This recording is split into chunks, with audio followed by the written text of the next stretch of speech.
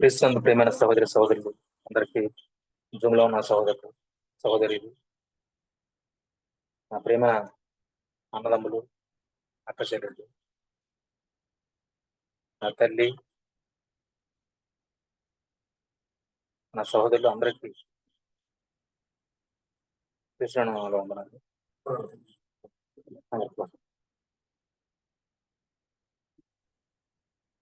ఈ దినము ప్రత్యేకమైనటువంటి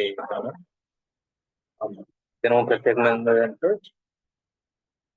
సహోదరులందరూ ప్రత్యేకమైనటువంటి ఈ భూమిలో ఉన్నటువంటి భూమి మీద దేవుడు ప్రత్యేకించబడినటువంటి సహోదరులందరితో అదేవిధంగా భూమి మీద ప్రత్యేకించబడి మరి సహోదరులందరితో కలుసుకోలేకపోయినప్పటికీ ఈ సమయంలో సహోదరులతో ఐక్యత కలిగి ఉండడానికి మరి జూమ్ యంత్రం ద్వారా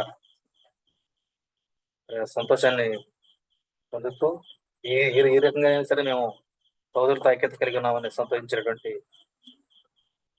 సహోదరులు అందరూ కలిసి ఏక మనసుతో సమకూర్చబడి మనం ఈ లోకంలో చేసే అనేక పనులు మనం చేస్తూ ఉంటాము. పొద్దున్న లేచిన దగ్గర నుంచి సాయంత్రం పోతా ఉంటాము. ఎన్నో పనులు అసలు ఉపయోగం ఉండే లేని అనేక పనులు చేస్తూ ఉంటాము. ప్రతి పని కంటే కూడా మన జీవితం అంతట్లో మనం చేసే పనులన్నింటికంటే కూడా ఉన్నతమైనటువంటి మంచి కార్యం, మంచిది, ఉన్నతమైంది, చేయవలసింది అనేటువంటి దేవుడిని ఆరాధించుకునేటువంటి ఈ గొప్ప కార్యక్రమానికి అందరూ సమకూర్చబడటం అనేది చాలా సంతోషమైన విషయం. దాన్ని బట్టి ఈరోజు మంచిదని అది ముందులా కాకుండా మరి ఇటువంటి పరిస్థితుల్లో, ఇటువంటి వాతావరణంలో ఆ సహోదరులు చర్చి దగ్గర పనిచేసి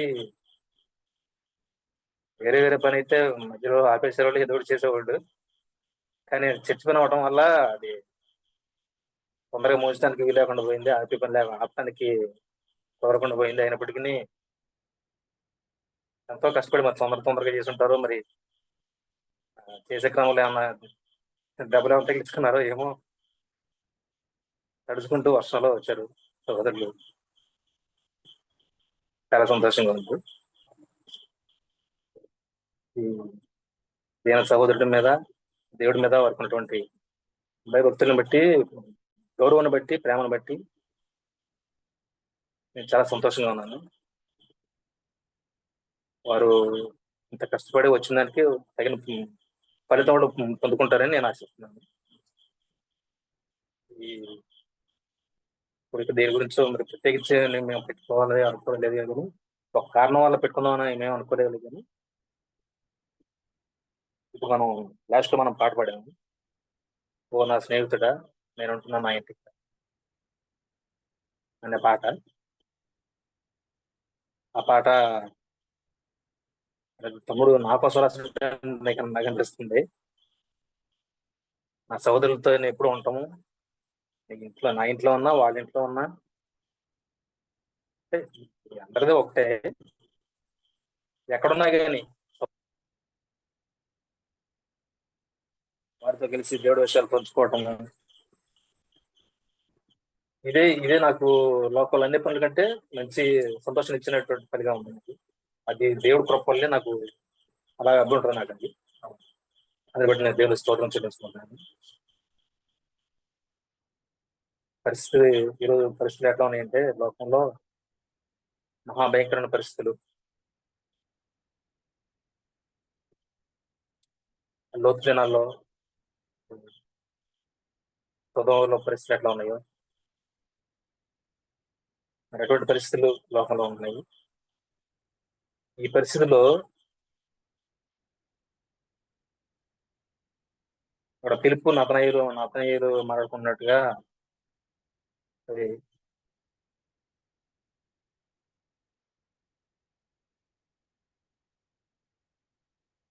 బెత్లెహేమ కదా యేసు తీసుకుపోతుంది. నజరేత్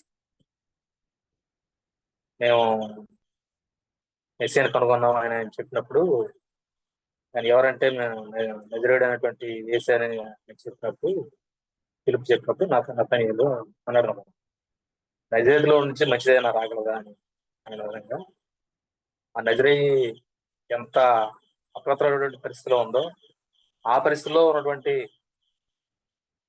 ఆ ఊరిలో నజరేతులో ఒక పరిశుద్ధమైనటువంటి దేవుని కోసం మరి ప్రత్యేకించబడినటువంటి దేవుణ్ణి భూమి మీదకి మరి ఒక శిశువుగా తీసుకురావడానికి పరిశుద్ధంగా చేయబడినటువంటి ఒక కన్యక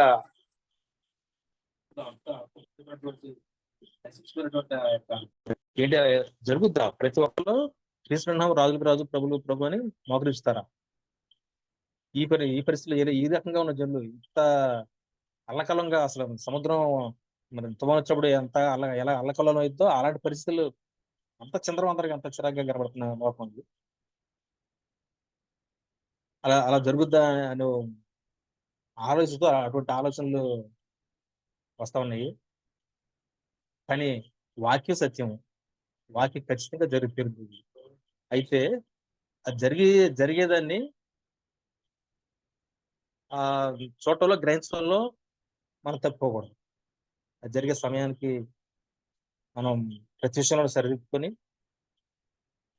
నమస్కారం చెప్పినట్లుగా 100% 99% కాదు, 99.9% కూడా కాదు, 100% 100% సరిదిద్దుకొని క్రీస్తుని వెంబడించడం మనం చేయాల్సిన పని కాబట్టి మనం ఇంకా మరింత భయభక్తులు కలిగి మరి రేపు అనేది ఉంటుందో లేదో మనకు తెలియదు.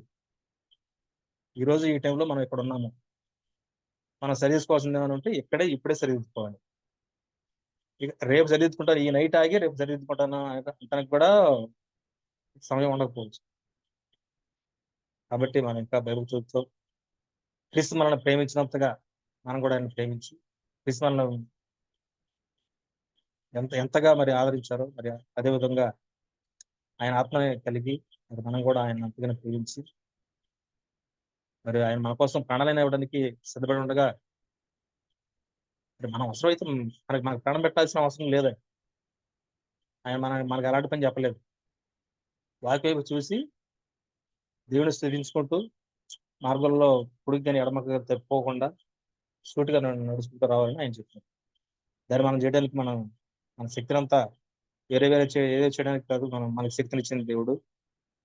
2 చేతులు, కాళ్ళు, కళ్ళు, ఈ అవయవాలను మనకి ఇచ్చింది వీటిని ఉపయోగించి ఏయో చేయాలని కాదు, కానీ ప్రతి అవయవం ద్వారా మనం దేవుడినే స్థుతించాలి, దేవుడిని మహిమపరచాలి. అందుకే మనకి అన్ని అవయవాలన్నీ ఇచ్చాడు కాబట్టి ప్రతి సమయంలోనూ ప్రతి విషయాన్ని గురించి ఇది వాక్యానుసారమైందా కాదా మేము ఆలోచించుకుంటూ మనం ముందు నడవాల్సి. కాబట్టి సోదరి అందరూ ఈ విషయం గురించి ప్రార్థించమని, ఎక్కువగా దేవుడి సన్నిధిలో గడపమని, ఒకరి గురించి ఒకరు ప్రార్థించుకుంటూ మరింత విశ్వాసం అనేది ఊరికనే రాదు. బహుశా నేను ఇదివరకు దేవుడితో గడపకపోవడం వల్ల ఈ ఇలాంటి బలహీనమైనటువంటి ఆలోచనలు వస్తా ఉన్నాయో ఏమో తెలియదు.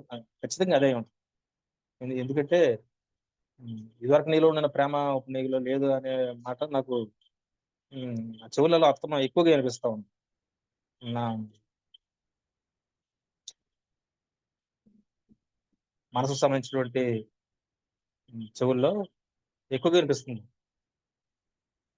కాబట్టి నా గురించి, కుటుంబం గురించి, బిడ్డలు మరి దూరంలో ఉంటున్నారు, చదువు కోసం ఎక్కువగా వాళ్ళు సమయాన్ని హెచ్చిస్తున్నారు.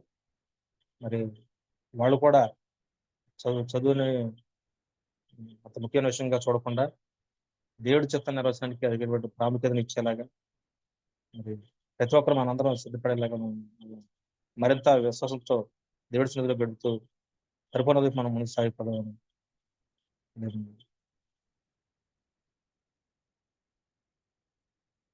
అంతే. ముందు సాగాలని, ప్రతి ఒక్క ప్రాంతంలో ఎక్కువసేపు గడపాలని, ఈ సమయానికి మరి నా సోదరుల గురించి నేను ఇక నాకు ఏడిపే వస్తుంది. నాకు ఈ పరిస్థితిలో సోదరులు వచ్చారంటే నేను రాజు బ్రదర్ ఇక ఈరోజు ప్రార్థన ఉండడం వల్లే మేము ఎక్కడికో ఊరు వెళ్ళాము. ఇక మేము వెళ్ళేటప్పటికి సాయంత్రం అయిపోయింది. బ్రదరు ఈ మధ్య అసలు ఖాళీ ఉండట్లేదు, బ్రదర్ వాళ్ళు ఏమో పనులు చేస్తున్నారు, ఖాళీ ఉండట్లేదు, ఇక వాళ్ళ ప్రార్థన ఉండదేమోలే అనుకున్నాను. పొద్దున్న సిస్టర్ అన్నారు, సాయంత్రం ప్రార్థన పెట్టుకుందామా అండి ఇవాళ, పెట్టుకుందామా ఇవాళైనా అని. నేను ఆలోచిస్తున్నా, ఒకవేళ రవి సహోదరుడు ఫోన్ చేస్తారా, ఉమ్, ఫోన్ చేస్తే ఒకవేళ పెట్టుకుందాం అంటే పెట్టుకుందాం అన్నట్టుగా నేను ఆలోచిస్తున్నాను. అనుకున్నట్టుగానే బ్రదర్ ఫోన్ చేశారు. ఫోన్ చేసి సాయంత్రం ప్రార్థన పెట్టుకుందాం అని అంటే పెట్టుకున్నాను నేను. నాకు చాలా సంతోషం వేసింది. అంతకుముందు నేనే 2, 3 సార్లు ఆ అడిగితే కుదరలేదు, పరిస్థితులు అనుకూలించలేదు. ఇక బ్రదర్ అడిగేటప్పటికి సరే అన్న. మరి మళ్ళీ కొద్దిగా సాయంత్రం అయిన కాడ నుంచి వర్షము, గాలి, పరిస్థితులు మళ్ళీ అనుకూలంగా లేవు. బ్రదర్ వాళ్ళు పనులు చేస్తూనే ఉన్నారు, ఆ వర్షంలో కూడా చేస్తూనే ఉన్నారు. బ్రదర్ ఆ వీడియోలు పెడుతున్నారు, వర్షంలో చేస్తున్నారు, యెహోషువ సైన్యులు వీరులు అని చెప్పి పెడుతున్నారు. పనులు ఇంకా అవ్వట్లేదు, వీళ్ళు ఇంకా సోదరులు ఇంకా బయలుదేరలేదు, ఇక జూబిలీని కలుసుకోవడం వద్దేమో అనుకుంటున్నా. ఇక సరే, ఇక కుదురుద్దో కుదరదో అన్నట్టుగా, ఎందుకంటే మంచిది రమేష్ బ్రదర్ కి ఒకసారి చేద్దాము అని చెప్పి ఎవరెవరు వస్తున్నారని అడిగా. ఎవరు వస్తున్నారా లేదా అని అడగాలనుకొని, ఎవరెవరు వస్తున్నారు బ్రదర్, ఎంతమంది వస్తున్నారని అడిగా. అంటే వస్తే బాగుండని. ఆ, వచ్చేలాగా లేదు పరిస్థితి, వర్షం వస్తుంది, ఇంకా పని అవ్వలేదన్నారు అంతకుముందు బ్రదర్. ఇక అనుకున్నట్టు బట్టి ఇక ఐదుగురు వస్తున్నాం, 6గురు వస్తున్నాం అన్నారు. అయితే ఇక కన్ఫర్మ్ అయితేనే అనుకున్నా. నేను భజన వచ్చి ఇంటికి వచ్చేటప్పటికి బ్రదర్ ఫోన్ చేసి, అన్నయ్య వర్షం వస్తుంది అన్నయ్య, ఇక రావడానికి ఇబ్బంది పడతారా అని బ్రదర్ అంటున్నారు. ఇక నాకు ఏమీ మాట్లాడలేదు నేను. ఏమంటే ఏమైద్దో, క్యాన్సిల్ అయిద్దో ఏమైద్దో అని ఏమీ మాట్లాడలేదు నేను. "ఈ ఏర్పాట్లు అన్నీ చేశారా అన్నారు. అన్నీ చేసాం బ్రదర్ అన్న. "ఇక సరే ఆ టైం వచ్చేస్తాను అన్నారు. ఇక ఇక ఇక చాలా సంతోషం వేసింది. ఇక నేను నాకు గట్టిగానే సహోదరులు, అమ్మో అసలు ఎంత కష్టపడ్డారు ఈ రోజు, అంత కష్టపడి ఉమ్, చాలా చాలా చాలా సంతోషం సహోదరులారా. మీకు అందరికీ ప్రత్యేకమైన వందనాలు. దేవుడి భయభక్తులు, దేవుడి యొక్క ప్రేమ మీలో కలిగినందుకు చాలా సంతోషంగా ఉంది. అందరం కలిసి దేవుడి సన్నిధిలో సంతోషించి దేవుని మహిమపరిచి, ఈ దినానికి కావాల్సినటువంటి వాక్యాహారాన్ని బోధించి మరి బలన పొందుకుందామని ప్రభుని కృష్ణ నామంలో కోరుకుంటూ అందరికీ వందనాలు. చెల్లిస్తున్నాం. రాత్రికాల సమయంలో మా యొక్క ప్రశస్తమైన సహోదరుడు సతీష్ గ్రూప్ లో చేరి ఇప్పటి వరకునైనా మా యొక్క సహోదరులు జూమ్ లో ఇక్కడ లైవ్ లో కూర్చొని మరి మీ యొక్క నామాన్ని బట్టి సంతోషించి కీర్తన పాడారు. మేము దూరంగా భౌతికంగా ఒకరిని విడిచి ఒకరు దూరంగా ఉన్నప్పటికీ ఆత్మీయంగా మేము ఇక్కడే కలిసి ఉన్నాం. మా గొప్ప దేవుడా, మాతో ఉండి మాలో ఉండి ఎల్లప్పుడూ మమ్మల్ని నడిపిస్తున్నందుకే మీకు స్తోత్రములు చెల్లిస్తున్నాం. మన సహోదరులు చెప్పినటువంటి సాక్ష్యాన్ని బట్టి మీకు స్తోత్రములు. నిజంగా వాక్యము కొరకు ఆకలి దప్పులు కలిగిన సహోదరుల మధ్యలో మమ్మల్ని ఉంచినందుకే మీకు స్తోత్రం చెల్లిస్తున్నాం. మేము ఎప్పుడైతే బలహీనపడుతున్నామో అప్పుడే మమ్మల్ని బలపరుస్తున్నారు. మేము ఎప్పుడైతే సమస్యలు చిక్కుకుంటున్నామో అప్పుడే మమ్మల్ని విడిపిస్తున్నారు. మేము ఎప్పుడైతే అయ్యో మేము ఎక్కడికి జారిపోతున్నామో అప్పుడే చేతులు పట్టి మమ్మల్ని నడిపిస్తున్నారు. దాని కొరకే మీకు స్తోత్రం చెల్లిస్తున్నాం. సహోదరు కుటుంబాన్ని దీవించండి, ఆశీర్వదించండి, బలపరచండి. ఈ కార్యక్రమంలో పాల్గొన్న ప్రతి ఒక్కరు కూడా దీవించి ఆశీర్వదించండి. జరగబోయేటువంటి ఈ కార్యక్రమం మీరే అధ్యక్షులుగా నడిపించి మహిమ ఘనత ప్రభావాలు పొందుకోమని మా విమోచకుడైన క్రీస్తు బ్రహ్మని యొక్క నామములో ఈ ప్రార్థనలు నడిపించున్నాం ప్రభువా. ఆమేన్. ఆమేన్. ఆమేన్.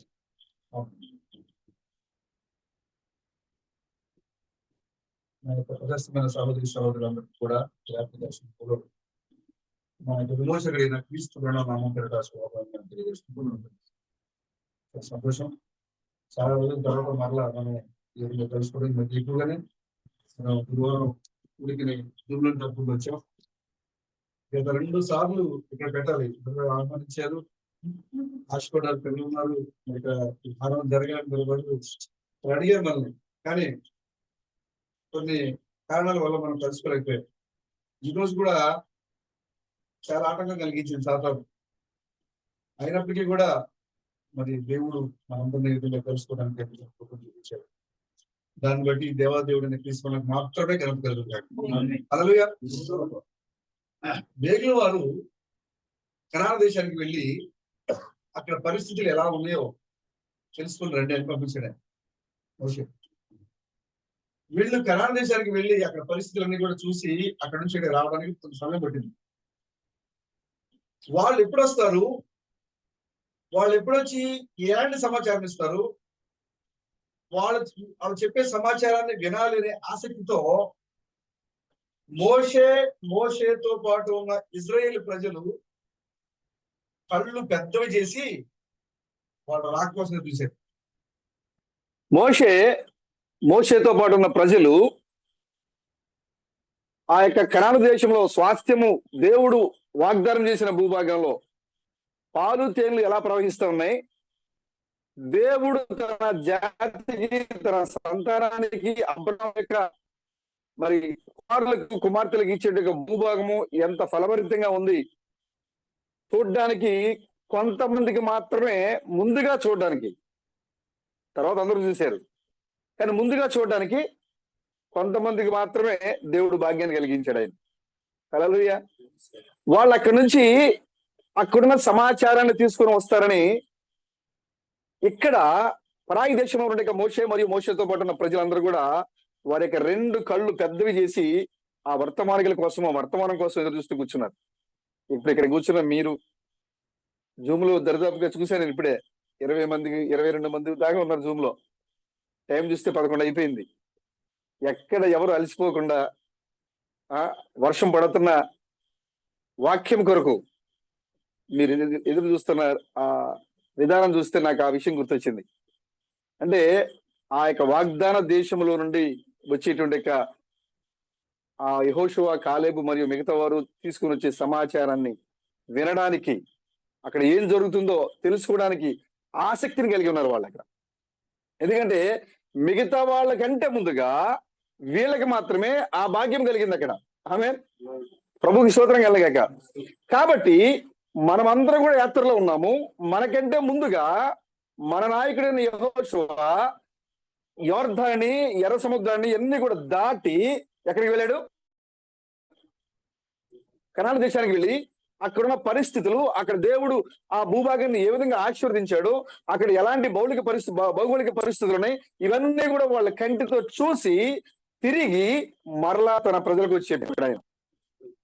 కాబట్టి ఈ కాలంలో ఉన్న యెహోషువ క్రీస్తు థామస్ నీకంటే నాకంటే ముందుగా ఈ పరిస్థితులను దాటి వాగ్దాన దేశం వెళ్ళి అక్కడ భూభాగము, దేవుడు మనకిచ్చే ఆశీర్వాదాలు, దేవుడు మనకిచ్చే స్వాస్థ్యము, దేవుడు మనకిచ్చే సంతోషము, ఆనందము, ఇవన్నీ కూడా ఎలా ఉండబోతున్నామో మనకంటే ముందుగా ఆయన అక్కడికి వెళ్ళి అనుభవించి ఆ వర్తమానం తీసుకుని మన దగ్గరికి వచ్చాడు ఆయన. ఆమేన్.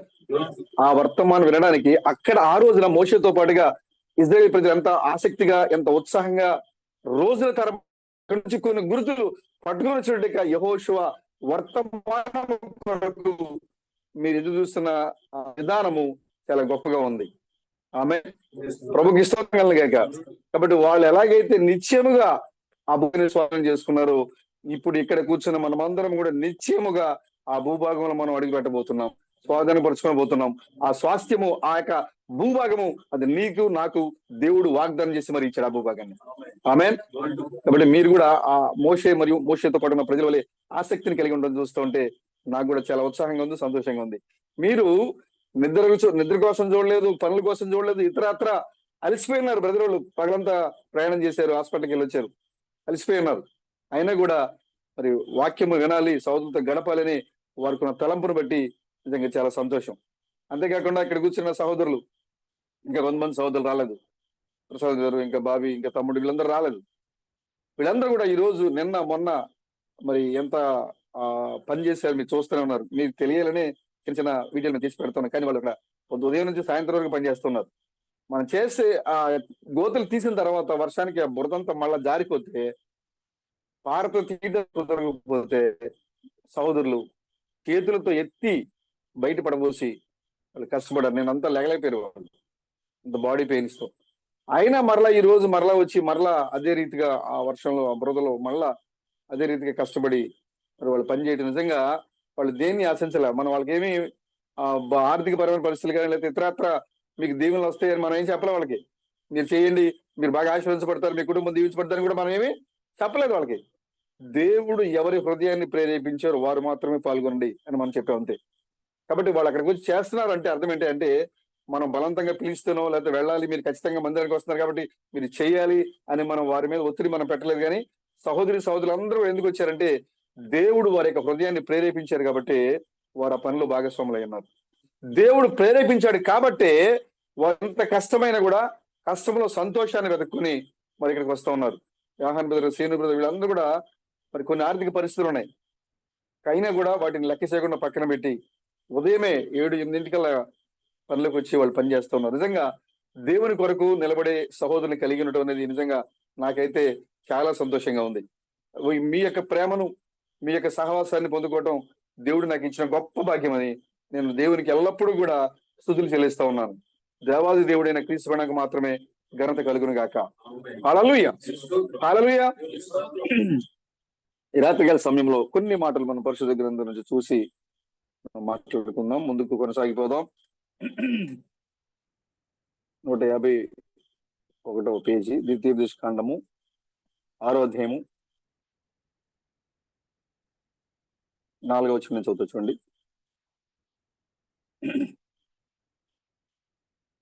ఇజ్రాయేలు వినుము, మన దేవుడైన యెహోవా అద్వితీయుడగు యెహోవా, నీ పూర్ణ హృదయముతోను, ఆత్మతోను, నీ పూర్ణ శక్తితోను నీ దేవుడైన యెహోవాను ప్రేమింపవలెను. నేడు నేను నీకు ఆజ్ఞాపించు ఈ మాటలు నీ హృదయంలో ఉండవలను.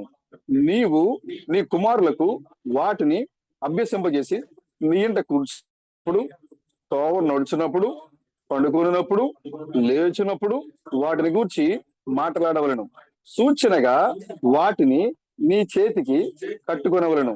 అవి నీ కన్నుల నడుమ బాసికము వలె ఉండవలను. నీ ఇంటి ద్వార బంధముల మీదను, నీ గౌనుల మీదను వాటిని వ్రాయవలను.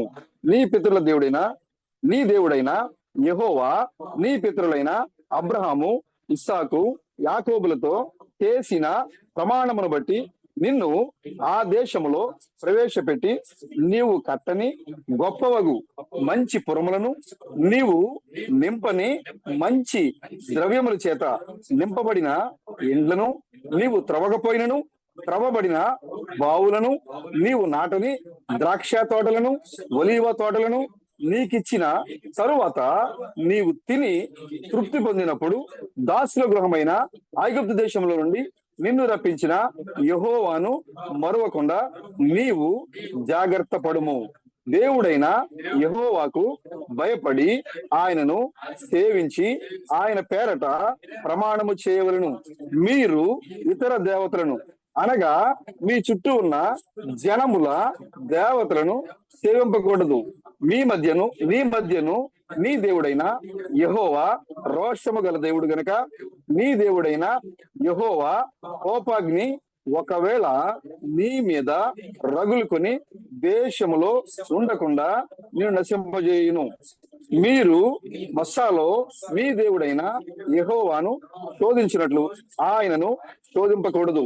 మీ దేవుడైన యెహోవా ఆజ్ఞలను అనగా ఆయన నీకు నియమించిన శాసనములను, కట్టడలను జాగ్రత్తగా ఆచరించవలను.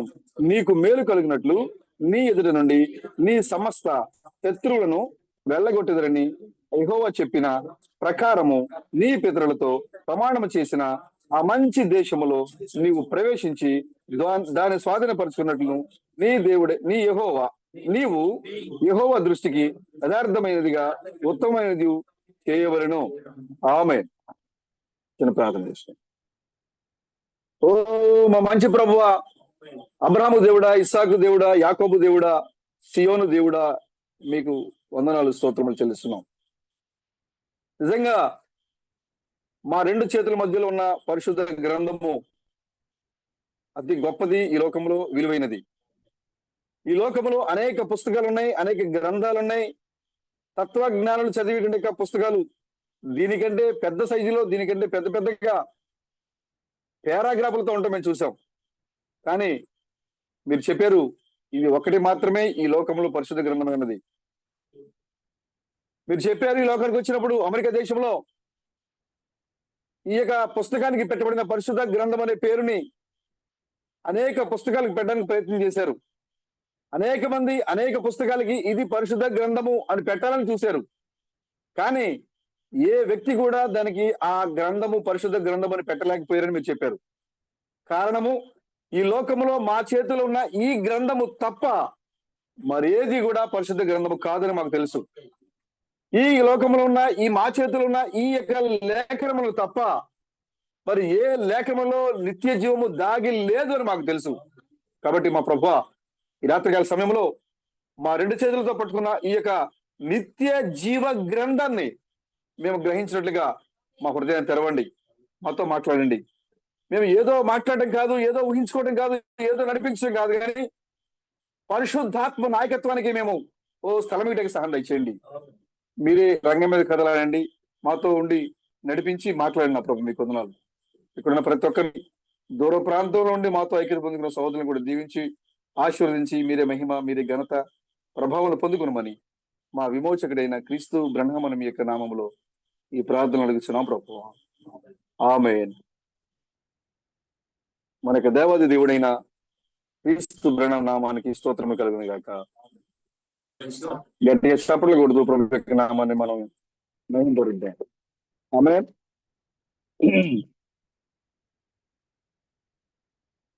సియోను వినుము, నీ దేవుడైన క్రీస్తు బ్రహ్మ అద్వితీయుడు. హల్లెలూయా. నేను ఈరోజు చాలా అంశాలు మాట్లాడాలి అసలు ఈ రోజు నిజంగా, ఎందుకంటే మనం చాలా రోజుల నుంచి మాట్లాడుకోవట్లేదు కదా.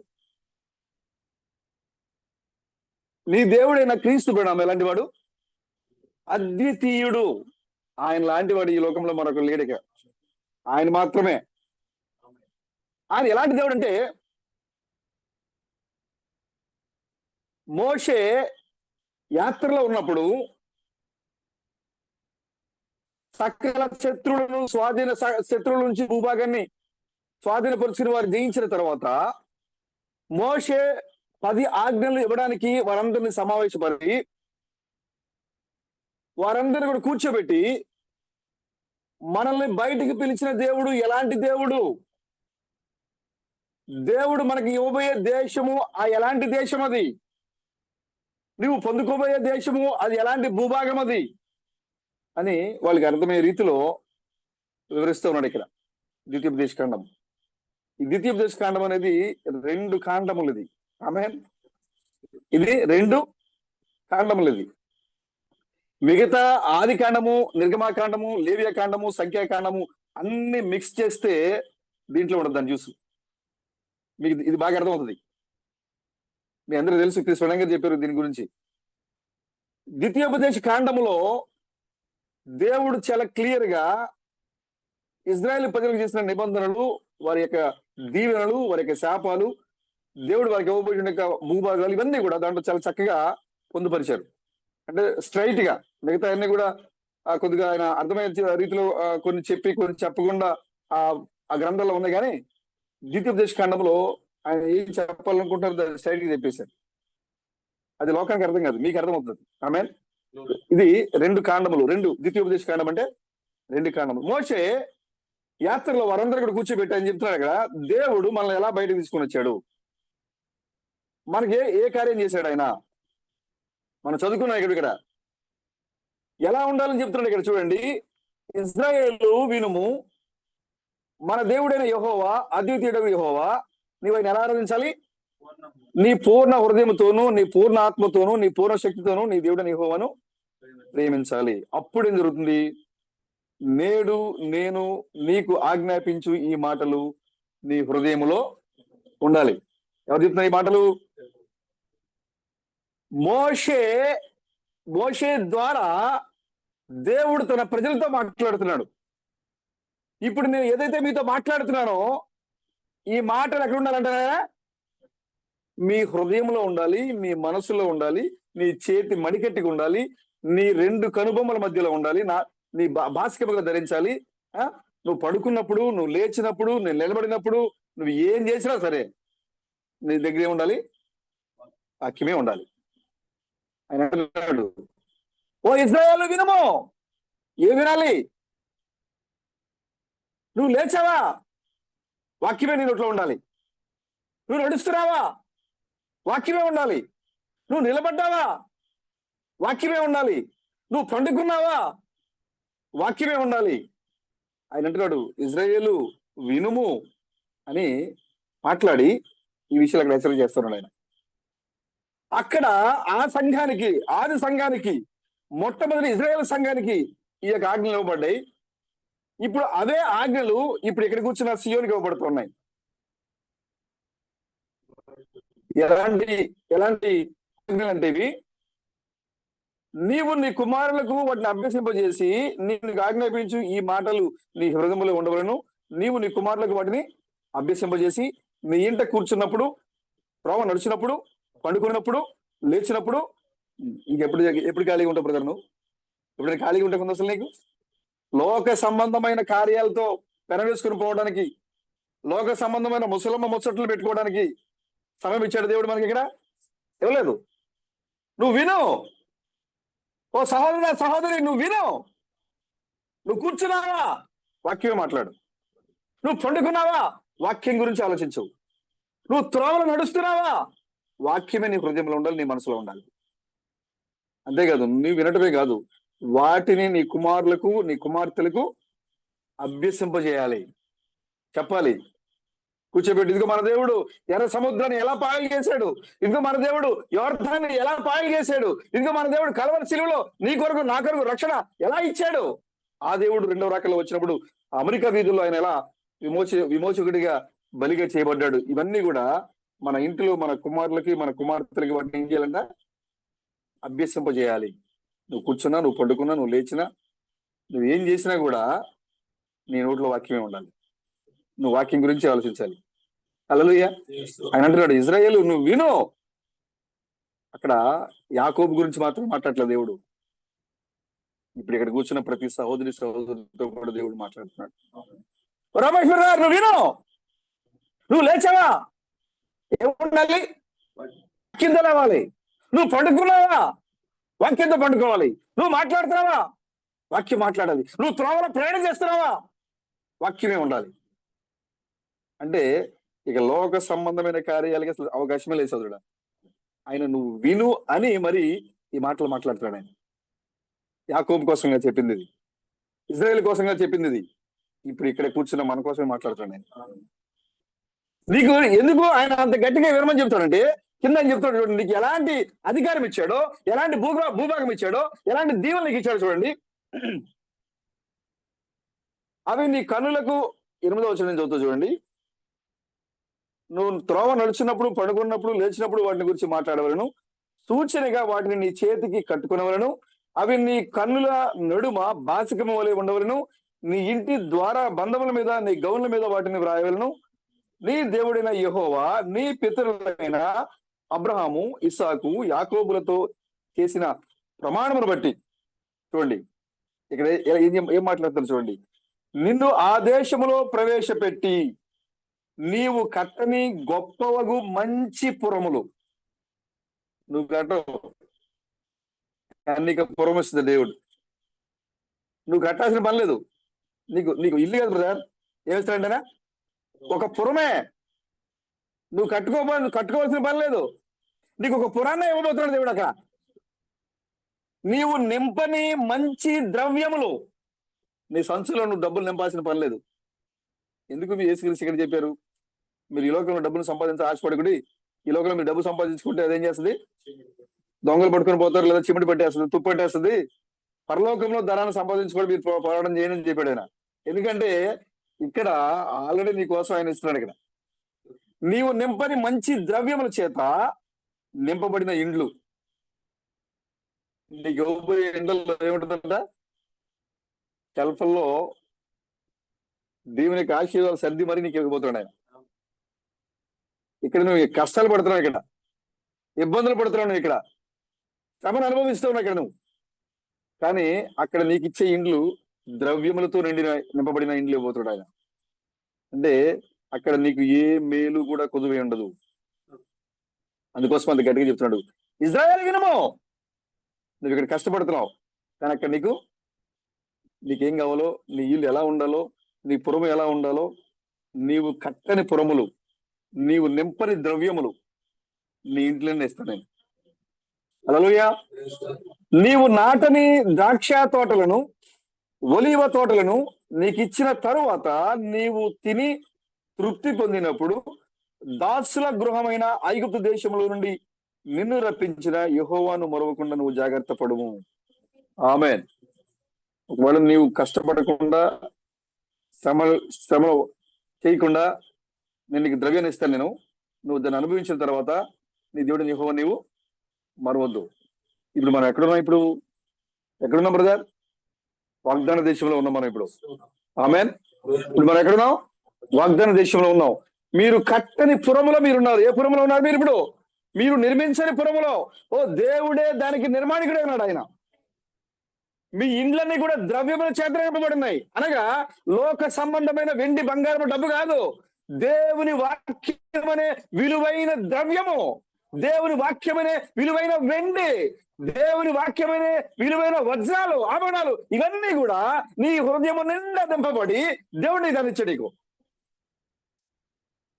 నీకు ఇచ్చిన తర్వాత, నీవు తిని తృప్తి పొందిన తర్వాత నీ ద్రాక్ష తోటలు నువ్వు నాట్ల, నీ ఒలివ తోటలు నువ్వు నాట్ల, అవి నీకు ఇచ్చిన తర్వాత, నీవు తిని తృప్తి పొందిన తర్వాత నువ్వు ఇతర దేవతలను నువ్వు ఆచరించొద్దు, ఇతర దేవతలను నువ్వు అనుసరించొద్దు. నీ దేవుడిని యెహోవాను నువ్వు సేవించు. ఆమేన్. ఇది మనం చేయాల్సింది. అందుకని ఆయన చెప్పాడు, ఆయన ఇజ్రాయేల్ నీవు వినుము. ఇది బ్యాటరీ అయిపోయింది. హల్లెలూయా. ఇక్కడ చూడండి, నీవు నింపని మంచి ద్రవ్యములు, నీవు త్రవ్వకపోయినా త్రవ్వబడిన బావులు, నీవు నాటకపోయినా ద్రాక్ష తోటలు, ఒలీవ తోటలు నీకు ఇచ్చిన తర్వాత, తిని తృప్తి పొందిన తర్వాత నువ్వు దేవుని విడిచిపెట్టద్దు. మన సౌలు చెప్పారు చూసారా, మొదటి ప్రేమ కోల్పోకూడదు. దేవుడు నీవు నింపని ద్రవ్యాలు ఇచ్చాడు, నీవు త్రవ్వని బావులను ఇచ్చాడు. పరిశుద్ధ గ్రంథంలో నీవు తవ్వలేదు, కానీ ప్రవక్త చేత వాక్యాన్ని తవ్వించి నిత్య జీవపు ఊటలు గల బావిని బయటికి తీసి ఆ మాటలకి ఇచ్చాడు ఆయన. ద్రాక్ష తోటలు మీ యొక్క ప్రత్యక్షమైన వాక్యాన్ని దేవుడికి ఇచ్చాడు. నువ్వు వాటిని అనుభవించిన తర్వాత, ఆ వాక్యాన్ని తెలుసుకున్న తర్వాత నువ్వు దాన్ని విడిచిపెడితే నీకు భయంకరమైన శాపం చెప్పాడు. ఇంకా ముందుకు మీరు చదువుకుంటూ వెళ్తున్నారు, రాయబడి అక్కడ మీరు దేవుని చేత ఎన్నిక చేయబడి వాగ్దాన దేశంలోకి వెళ్ళి భూభాగాన్ని స్వాస్థ్యాన్ని పంచుకొని మీరు అనుభవించి మీరు మరలా వెనుకడు తిరిగితే మీకు శాపం. మనం బాగానే ద్రాక్ష తోటలు అనుభవిస్తూ ఉన్నాం, మనము త్రవ్వని బాధల్లోంచి వాక్యాన్ని తీసుకుంటున్నాం. ఈ తీసుకున్న వాక్యాన్ని, ఈ ప్రత్యక్షతని, ఈ యొక్క సంతోషాన్ని, ఉజ్జీవాన్ని, ఉత్సాహాన్ని వీడించి లోకం పట్టు తిరిగితే భయంకరమైన శాపం. అని అంటున్నాడు. మీరు ఆ మార్గంలో మీరు వచ్చేటప్పుడు మీరు ఏం చేశారు? అహరోను నన్ను నాయకత్వంలో నేను పంపిస్తూ ఉంటే, నేను 40 రోజులు పైన ఉన్నప్పుడు మోషే అంటున్నాడు, నేను 40 రోజులు పైన ఉన్నాను, అప్పుడు నాయకత్వం నేను అహరోనుకి అప్పగించాను. అహరోనుని కూడా మీరు మభ్యపెట్టి భయపెట్టి అహరోను యొక్క నాయకత్వంలో ఆరాధన క్రమాన్ని మార్చేశారు. చూసారా? ఎవరి చేత ఎన్నికబడిన అహరోను? దేవుడు మోషే ఎన్నిక చేస్తే, మోషే దేవుడు పిలిచాడని 40 రోజుల పాటు కొండ మీదకి వెళితే, ఈ 40 రోజుల పాటు సంఘాన్ని నడిపించడానికి బాధ్యత అహరోనుకి అప్పగించబడింది. ఈ నాయకుడిని వాళ్ళు ఏం చేశారు తెలుసా? భయపెట్టారు. ఏడి మోషే, ఏడి దేవుడు? ఎందుకంటే మోషే ఎక్కడికి వెళ్ళాడు? పర్వతం మీద ఉన్నాడు. ఏం జరుగుతుంది ఎవరికి తెలియదు. ఆ పర్వతం మీద మేఘం దిగి వచ్చింది. 7 దేవుని కుమారు సముదాయంలోనికి మోషే కొనిపోబడ్డాడు. మోషే ఆ మేఘంలో ఉన్నాడు, ఆ ప్రశాంతంలో ఉన్నాడు మోషే. కాబట్టి మోషే ముఖమంతా కూడా తేజస్సుతో వెలిగిపోతా ఉంది. 40 రోజుల పాటు మోషేకి ఆహారం లేదు, లోకంతో సంబంధం లేదు. ఎందుకంటే మోషే ఎక్కడ ఉన్నాడు? ఆ సమీపింపురాని వెలుగులో నిలబడినాడు అక్కడ. ఆయన ఈ లోకానికి వాక్యం తీసుకుని రావడానికి, ఈ లోకానికి ధర్మశాస్త్రం తీసుకుని రావడానికి, ఈ లోకానికి పదార్థాలు తీసుకొని రావడానికి ఆ మేఘంలో తొడుగుబడి అక్కడుంటే ఇక్కడ కింద వీళ్ళందరూ కూడా ఆహారం తిరుగుబడి చేశారు. ఏమని?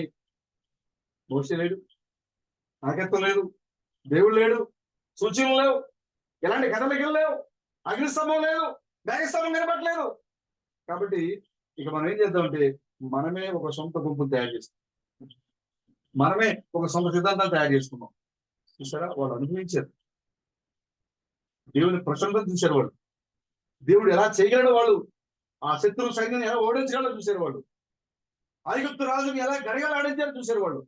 వాళ్ళందరూ కూడా ఐగుప్తు యొక్క పొలి మీద నిలబడి ఐగుప్తు దేశం మీద తెగులు రప్పిస్తా ఉంటే పస్కా బలి అర్పించడానికి ఫరో దగ్గర అనుమతి పొంది మోసే వారిని బయట తీసుకొస్తే వాళ్ళందరూ కూడా ఐగుప్తు యొక్క పొలి మీద నిలబడి ఐగుప్తు దేశము తెగులతో దేవుడు ముద్దుతూ ఉంటే 2 చేతులు పైకెత్తి ఓ దేవానికి స్తోత్రం అని చెప్పిన ఇశ్రాయేలు ప్రజలు వారు ఏం చేశారంటే నాయకుడు కొంతకాలం కనపడేసరికి, నాయకుడు కొన్ని రోజులు అదృశ్యమయ్యేసరికి వాళ్ళు ఏం చేశారు? కొత్త సిద్ధాంతాన్ని మనం తీసుకొచ్చారు సంఘంలో. మరి నువ్వు తిన్న ద్రాక్ష తోటలు ఏమైపోయింది? నువ్వు అనుభవించిన ఒలివ పళ్ళు ఏమైపోయింది? దేవుడు నువ్వు త్రవ్వని బావుల నుంచి నీరు నీకు ఇచ్చాడు, ఆ నీరు ఏమైపోయింది? నువ్వేం చేసావు? కొత్త సిద్ధాంతాన్ని. అహరోను మోషే చేత ఎన్నిక చేయబడ్డాడు, అహరోను కూడా భయపెట్టాడు, అహరోను నేను చెప్పింది నువ్వు వింటావా వినవా? ఎందుకంటే మోషే లేడు, అగ్నిస్తంభము లేదు. కానీ మోషే ఎక్కడున్నాడు బ్రదర్? ఎక్కడున్నాడు? మేఘంలో ఉన్నాడు మోషే. హల్లెలూయా. ఆయన దిగి వచ్చేదాకా ఆగలేకపోయారు బ్రదర్ వీళ్ళు, ఆయన దిగి వచ్చి చెప్పేదాకా ఆగలేకపోయారు వీళ్ళు. నేరుగా సంఘం ఎలా జరుగుతూ ఉంది? ఏదో క్రీస్తాను ఎక్కడున్నాడు? ఆయన దేవునికి ప్రసన్నమైనడు. ఆయన ఒకరు చూడబోతున్నావు. మోషే ఎలాగైతే మేఘం దిగి వచ్చినప్పుడు తన యొక్క ముఖము తేజస్సుతో తగ్గిపోని మహిమతో కిందకి దిగి వచ్చాడో అది కేవలము క్షణ మాత్రమే. ఇప్పుడు జరగబోతుంది. ఇప్పుడు అది తగ్గిపోని మహిమతో ఆయన ఈ లోకానికి దిగి రాబోతున్నాడు. ప్రభుత్వ స్తోత్రం కలగాలి. కానీ మిగిలిన వాళ్ళందరూ ఏ సమస్య లేదు కదా. ఇప్పుడు మేము నాయకులు, ఇప్పుడు మేమే నడిపిస్తాం లేదండి. ఆయన రాబోతున్నాడు. ఆయన తగ్గిపోని మహిమతో ఆయన ముఖము వైపు తిరిగి నువ్వు చూడలేనంత తేజస్సుతో ఆయన మేఘాలు దిగి రాబోతున్నాడు. ప్రభుత్వ స్తోత్రం కలగాలి. కాబట్టి అనుభవించినటువంటి ద్రాక్ష తోటలు, ఒలివ తోటలు, నువ్వు తవ్వని బావులు ఇవన్నీ కూడా నువ్వు అనుభవించిన తర్వాత నువ్వు మరలా కనుక వాటిని విడిచిపెడితే నీకు భయంకర. ఓ ఇశ్రాయేలు వినము, ఓ సియోను కుమార్తె నువ్వు వినము, నీ దేవుడైన క్రీస్తు గణం అద్వితీయుడు. ఆయన లాంటి దేవుడు ఈ లోకంలో మరొక దేవుడు లేడు. ఆయన తప్ప వేరొక దేవుడు నువ్వు సేవించడానికి లేదు, ఆరాధించడానికి లేదు.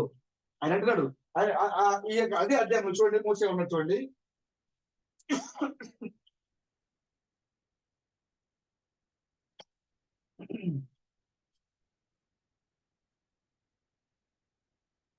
ఏడో అధ్యాయము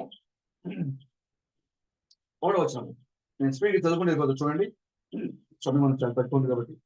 నీవు స్వాధీనపరచున ప్రభు దేశంలోనికి నీ దేవుడైన యెహోవా నీవు చేర్చి బహు జనములకు అనగా సంఖ్యకును బలమునకు నిన్ను మించిన విత్తీలు. చూసారా, సంఖ్యకి బలానికి జనాభా ఎక్కువ, వాళ్ళ బలం కూడా ఎక్కువ. ఎవరికంటే ఇశ్రాయేలు. రమేష్ బ్రదర్, సతీష్ బ్రదర్, సంఖ్యకు మించినటువంటి జనాభా. నీకంటే వారి బలం ఎక్కువ, వాళ్ళ జనాభా ఎక్కువ. అవునా బ్రదర్? మన ముందు నిలబడిన సంఘాల కంటే మనం ఎంత బ్రదర్? ఎంతమంది సంఖ్య? నీవెంత? చాలా అల్పమైన సంఖ్య మనం, కానీ వాళ్ళు మించిపోయింది ఆ సంఖ్య. అంతేకాకుండా వారి యొక్క బలం కూడా ఎక్కువ. అయినా చూడండి,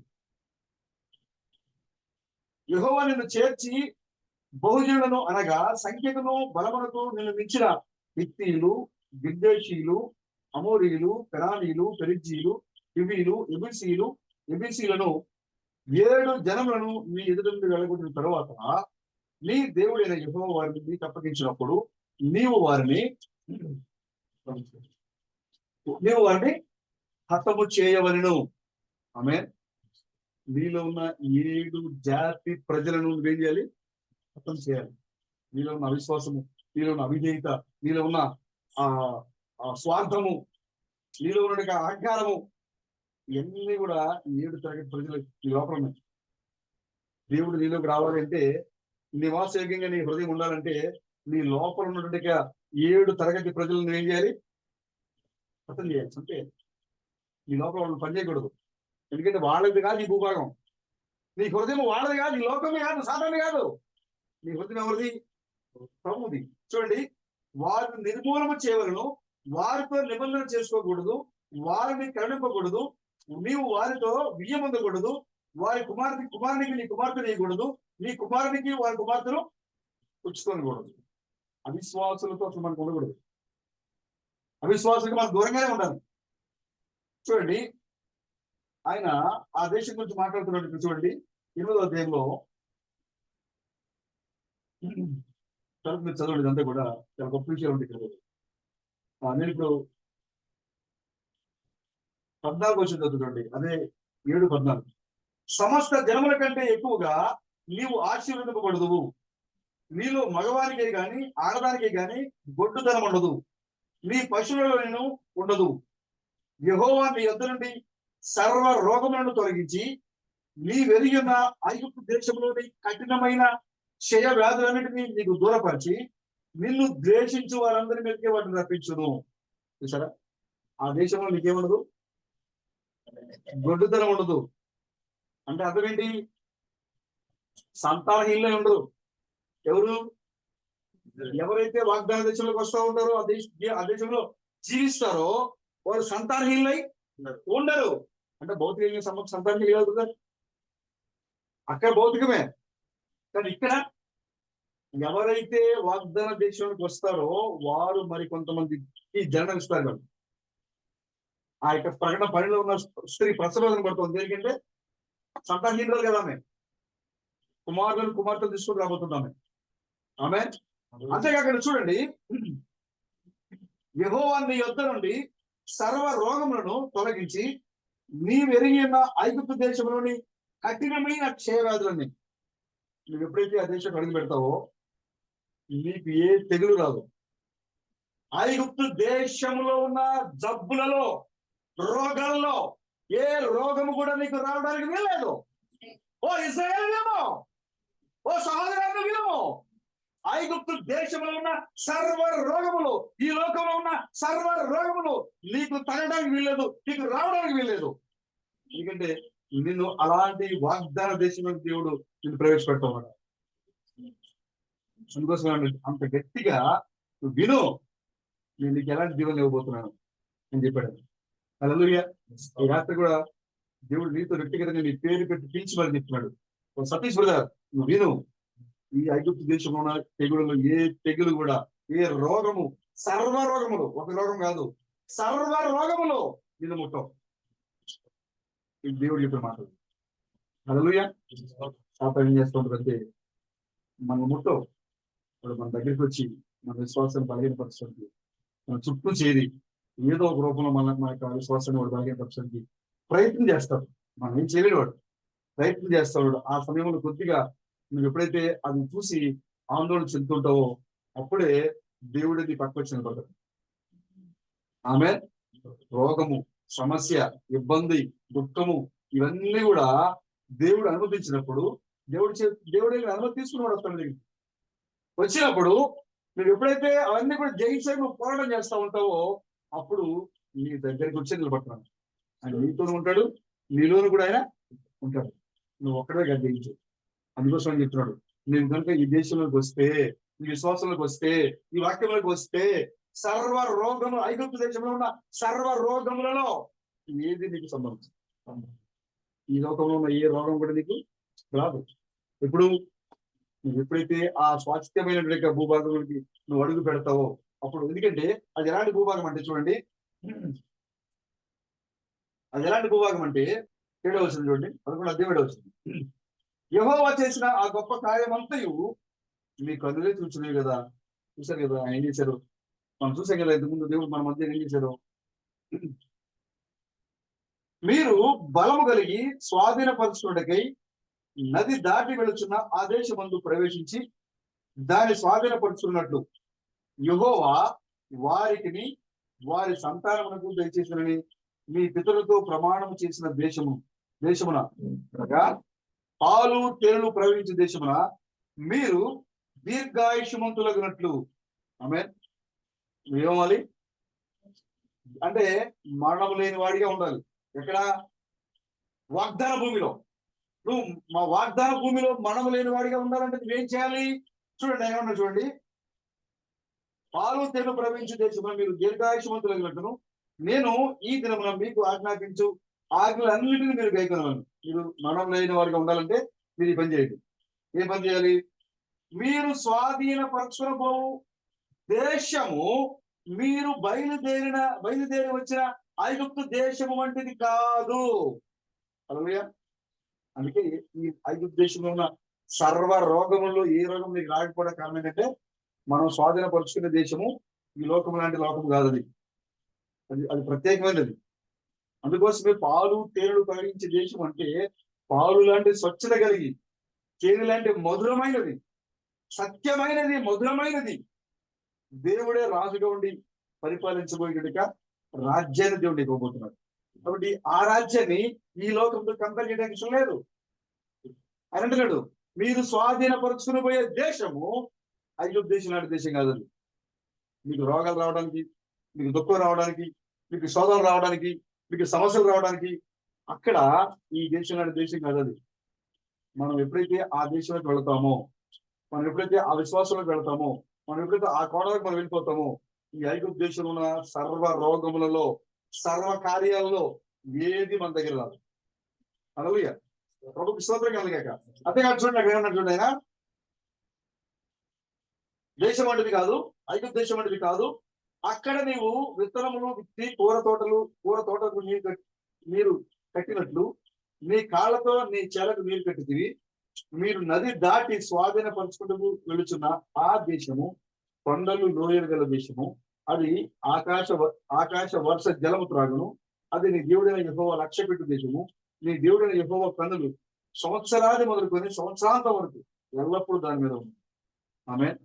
ఇక్కడ జీవించాలంటే పొలానికి మనం నీళ్ళు కట్టి, కాళ్ళు అడ్డు పెట్టి నీళ్ళు కట్టుకోవాలంట అవునా. కానీ మనం స్వాధీనపరుచుకుని పోయే దేశము సంవత్సరాది మొదలుకొని సంవత్సరాంతం వరకు అది ఎల్లప్పుడు కూడా ఆకాశ జలములను ఉబికి ఇచ్చును. ఎందుకంటే తాగింది ఆ దేశం అన్నిటి తాగింది. భూ సంబంధం నీరు కాదు అది, ఆకాశ జలధారను తీసుకున్న భూభాగం అది. అది నీకేం చేస్తుంది? ఫలభరితమైన పంటలు నీకు ఇస్తూ ఉంటారు. నువ్వు చేయక్కర్లా, అక్కడైతే కష్టపడ్డావు కానీ ఇక్కడ నువ్వు చేయక్కర్లా, అదే నీకు ఇస్తుంది. చూడండి,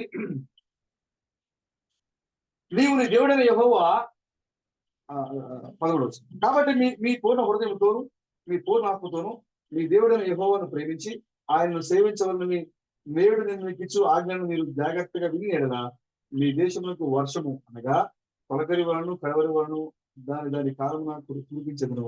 అందువలన నీవు నీ ధాన్యమును నీ ద్రాక్ష రసమును నీ నూనె కూర్చుకుందువు. మరియు నీవు తిని తృప్తి పొందినట్లు నీ పశువుల కొరకు నీ చేలయను గట్టి పంపించదును. నీ హృదయంలో మీ హృదయము మాయలలో చిక్కి త్రోవ విడిచి ఇతర దేవతలను పూజించి వాటిని నమస్కరింపకుండా మీరు జాగ్రత్త పడి లేనిలా యెహోవా మీ మీద కోపపడి ఆకాశమును మూసివేయను. అప్పుడు వాన కురియదు, భూమి పండదు. యెహోవా మీకు ఇస్తున్న ఆ మంచి దేశమున ఉండకుండా మీరు శీఘ్రముగా నశించెదరు. దేవుని యొక్క వాక్యం తెలుసుకోవడమే కాదు, ఆ దేవుని యొక్క వాక్యములో మీరు సరిగా నడవకపోతే ఆ దేశంలో ఉండకుండా మీరు నశించుకుంటారు. మీరు సంఘంలో ఏదైతే అనుభవిస్తున్నారో, మీరు సంఘంలో ఏదైతే దేవుని వాక్యం వింటున్నారో ఆ వాక్యానికి లోబడి కనుక మీరు జీవించకపోతే సంఘములో నుండి, ఆ వాగ్దాన భూభాగంలో నుండి మీరు నిత్యంగా నశించిపోతారు, కొట్టివేయబడతారు. శీఘ్రముగా మీరు కొట్టివేయబడతారు. దేవుడు మీకు ఏదైతే ఇచ్చాడో మీరు ఒకవేళ మీరు ఆయన వాక్యానికి లోబడి ఉంటే దాని కాలమున తొలకరి వర్షము కడవరి వర్షాన్ని తప్పకుండా మీ మీద కురిపిస్తాడు. అదేంటంటే బోధ వర్షము. మీరు ఇప్పుడు చూస్తున్నారు కదా, ఇది అప్పుడు భౌతికంగా రాయబడిన లేఖనం, అక్షర రూపంలో రాయబడింది. వారి యొక్క కనాన్ దేశంలో వారికి ఇచ్చే వర్షం గురించి రాయబడింది. కానీ ఇప్పుడు మీరే కనాన్ అయినావు, ఇప్పుడు మీరే దేవుని యొక్క వాగ్దాన భూమి అయినావు. కాబట్టి నీ పైన తొలకరి వర్షము కడవరి వర్షం కురవాలి అంటే యెహోవా వాక్యానికి నువ్వు లోబడాలి, ఆయన సేవించాలి. నీ దేవుడిని యెహోవా ఒక్కడే అని నువ్వు నమ్మాలి. ఓ ఇశ్రాయేలు వినుము, నీ దేవుడు ఒక్కడే, ఆయన అద్వితీయుడు అని ఎప్పుడైతే నువ్వు నమ్ముతున్నావో అప్పుడు తొలకరి వర్షము కడవరి వర్షము దాని కాలమున మీ పైన పంపించడానికి దేవుడు సిద్ధంగా ఉన్నాడు. ఆమేన్. మనం స్వాధీన పరుచుకున్న దేశము ఈ లోకం లాంటిది కాదు. కాబట్టి చూడండి, మనం త్వరగా వెళ్ళిపోదాం. 18వ వచనం. కాబట్టి మీరు నా మాటలను మీ హృదయంలో మీ మనసులను ఉంచుకొని వాటిని మీ చేతుల మీద సూచనగా కట్టుకోమని చెప్తున్నాయి. అక్కడ మనం ఏదో చదువుకున్నాం ఆరాధ్యంలో, మరలా 11వ అధ్యాయం మరలా అదే మాట్లాడుతున్నాం. మోసే చూడండి, మీ హృదయంలో మీ మనసులను ఉంచుకొని వాటిని మీ చేతుల మీద సూచనలుగా కట్టుకోవాలను. అవి మీ కనుల నడుమ బాసికములుగా ఉండవలను. నీవు నీ ఇంట కూర్చున్నప్పుడు, త్రోవ నడిచినప్పుడు, పడుకున్నప్పుడు, లేచినప్పుడు వాటిని గురించి మాట్లాడచ్చు. వాటిని నీ పిల్లలకు నేర్పి నీటి ద్వారా బంధువుల మీదను నీ గౌరవ మీద వాటిని రాయాలను. అలాగూ చేసినలా యెహోవా మీ పితరులకు ఇస్తారని ప్రమాణం చేసిన దేశమున మీ దినములను మీ సంతతి వారి దినములను భూమికి పైగా ఆకాశము నిలిచినంత కాలము విస్తరించును. ఆమె ఇప్పుడు 23వ చూడండి. అప్పుడు ఒకవేళ నువ్వు దేవుడిని యెహోవాను ప్రేమించి ఆయన మార్గంలో నడిస్తే, 23 చెప్పాను, 22లో మాట చెప్పారు, 23 చూడండి. 22లో మీ దేవుడిని యెహోవాను ప్రేమించి ఆయన మార్గం అన్నిటిలో నడుపుతూ ఆయన హత్తుకొని మీరు చేయవలనని నేను మీకు ఆజ్ఞాపించు ఈ ఆజ్ఞలన్నిటిని అనుసరించి జాగ్రత్తగా నడుచుకున్నాను. అప్పుడు 23 అప్పుడు యెహోవా మీ ఎదుటి నుండి ఈ సమస్త జనములను వెళ్ళగొట్టును. ఆమె ఎప్పుడైతే మనం యెహోవా వాక్యాన్ని లోబడతామో సకల శత్రువులు మనం చేసినాం. మన ముందున్న ప్రతి వ్యాధిని, మన ముందున్న ప్రతి సమస్యని, ప్రతి దుఃఖాన్ని మనం జయిస్తాం. దానికంటే ముందుగా మనం ఏం చేయాలంటే యెహోవాని ఆయన మార్గం ఏదైతే ఉందో ఆ మార్గంలో యెహోవాని మనం పట్టుకోవాలి. అంతేకాకుండా చూడండి, ఏమన్నా చూడండి, మీ శత్రువులను సమస్త జనులు వెళ్ళగొట్టును. మీరు మీకంటే బలిష్ఠులైన గొప్ప జనులు, వాళ్ళు ఎలాంటి వారు? వెళ్ళగొట్టును. మీరు ఎలాంటి శత్రువుల మీద యుద్ధం చేస్తారంటే మీకంటే బలిష్ఠులైన గొప్ప జనముల దేశములను స్వాధీనపరుచుకుందరు. మీరు అడుగుపెట్టు ప్రతి స్థలము మీ ఎదును. అరణ్యం మొదలుకొని లెబనోన్ వరకు, యూఫ్రటీస్ నది మొదలుకొని పడమటి సముద్రం వరకు మీ సరిహద్దు వ్యాపించును. ఆమె ఇది ఎవరికి ఇచ్చాడు? ఆయన అబ్రాహాంకి ఇచ్చాడు. ఇప్పుడు మళ్ళీ ఎవరికి ఇస్తాడు? ఆయన ఎవరైతే ఆయన మార్గంలో నడుస్తున్నారో వారికి మరలా అబ్రాహాం ఇచ్చిన భూభాగాన్ని మరలా ఇస్తాడు ఆయన. అంటే సాత్వికులు ధన్యులు, వారు ఈ లోకాన్ని స్వతంత్రించుకుందనే వాగ్దానము మీ ద్వారా నా ద్వారా ఈ లోకం జరగబోతుంది. కాబట్టి సహోదరులారా, మీరు వినండి, యెహోవా మార్గంలోనే మీరు నడవండి. ఆయన వేసిన పునాది తప్ప మరొక పునాది మనకి అవసరమే లేదు. చూడండి, ఏ మనుషుడు మీ ఎదుట నిలవడు. తాను మీతో చెప్పినట్లు మీ దేవుడు యెహోవా మీరు అడుగుపెట్టి దేశమంతటి మీద ఏముంటుందంట? మీ బెదురు మీ భయం ఉంటుందంట. ఈ ప్రపంచం మీద ఏముంటుందంట? మీ బెదురు మీ భయం. ఓ రమేశ్వర, ఆయన మామూలుడు లేదండి, ఆయన భయము ఈ లోకం మీద ఉండబోతుంది. ఎందుకంటే నువ్వు యెహోవా మార్గంలో నడుస్తున్నావు కాబట్టి, యెహోవా మార్గాన్ని వెంబడిస్తున్నావు కాబట్టి మీ బెదురు మీ భయం చేత పుట్టించు. చూడండి, నేడు నేను మీ ఎదుట దీవెనను శాపమును పెట్టుచున్నాను. మీరు స్తోత్రం కలండి. కాబట్టి మన సహోదరులారా, జాగ్రత్తగా వినండి. పూర్ణాత్మతో, పూర్ణ శక్తితో, పూర్ణ బలముతో మీ దేవుడైన యెహోవాను మీరు సేవించండి. ఆయన మార్గంలో మీరు నడిచినప్పుడు, ఆమె ఆయన మార్గం నడవడం అంటే అర్థం ఏంటి? పండుకున్న, కూర్చున్న, లేచిన, త్రోవలు నడుస్తున్నా, మీరు ఏం చేసినా సరే మీ హృదయంలో వాక్యం ఉండాలి, మీ మనసులో వాక్యం ఉండాలి. మీరు ఎప్పుడైతే ఆ విధంగా ప్రభువుని వెంబడిస్తావో అప్పుడు మీ భయము చేత, మీ బెదురు చేత ఈ లోకాన్ని దేవుడు మీ శోధన పరుచుకో, మీ శోధన చేయబోతున్నాడు. ఆమె ఇవన్నీ కూడా ఈ యొక్క 5వ అధ్యాయం కానించి ఈ యొక్క 11, 12, 13, 14 అధ్యాయుల వరకు కూడా దేవుడు ఆ దేశంలో ఏ కార్యం చేయబోతున్నాడు, ఆ దేశం యొక్క గొప్పతనం ఏంటో దేవుడు ఇక్కడ ఈ అధ్యాయాలు రాశారు. ఎవరైతే ఆ వాగ్దాన దేశాన్ని స్వాధీనపరచుకోబోతున్నారో వారు చేయబోయే కార్యాల గురించి ఈ అధ్యాయంలో మాట్లాడారు. మీరు ఇంటికి దొరుకుతారు, జాగ్రత్తగా మీరు చదవండి. ఆ దేశము మనము నివసించే ఈ దేశం లాంటి దేశం కాదు. అది ప్రత్యేకమైనది. అది పాలు తేళ్లు ప్రవహించే దేశం. అది ఆల్రెడీ ఒక వ్యక్తి అక్కడికి వెళ్ళి వచ్చాడు. ఆమె ఆ ఒక వ్యక్తి అక్కడికి వెళ్ళి దాని రుజువులు పట్టుకు వచ్చాడు ఇక్కడ ఈ లోకానికి. కాబట్టి ఆ గొప్ప దేశాన్ని దేవుడు నీకు ఇవ్వబోతుంది. అది ఎలాంటి దేశం అంటే నీవు దీర్ఘాయుష్మంతుడు ఉన్నట్లు, మరణం లేని వాడిగా ఉన్నట్లుగా, ఐగుప్తు దేశంలో సర్వ రోగములను జయించేవాడిగా నువ్వు ఆ యొక్క దేశంలో నువ్వు ఉండబోతున్నావు. ప్రియమైన సహోదరులారా, మీరు వినండి, మీ హృదయంలో వాక్యాన్ని ఉంచండి, మీ మనసులో వాక్యాన్ని ఉంచండి. నువ్వు పడుకున్నా, లేచినా, నడిచినా, కూర్చున్నా, ఏం చేసినా కూడా వాక్యం గురించే మాట్లాడండి. సహోదరులారా, మీరు వినండి, వాక్యంతోనే ఉండండి. దేవుడు ఇచ్చిన మాటను దీవించిన గారు ప్రార్థన చేస్తుంది. మన మధ్య సహోదరుడు అనేకులు మరి హరీశ్వరుడు ప్రార్థన చేస్తారు.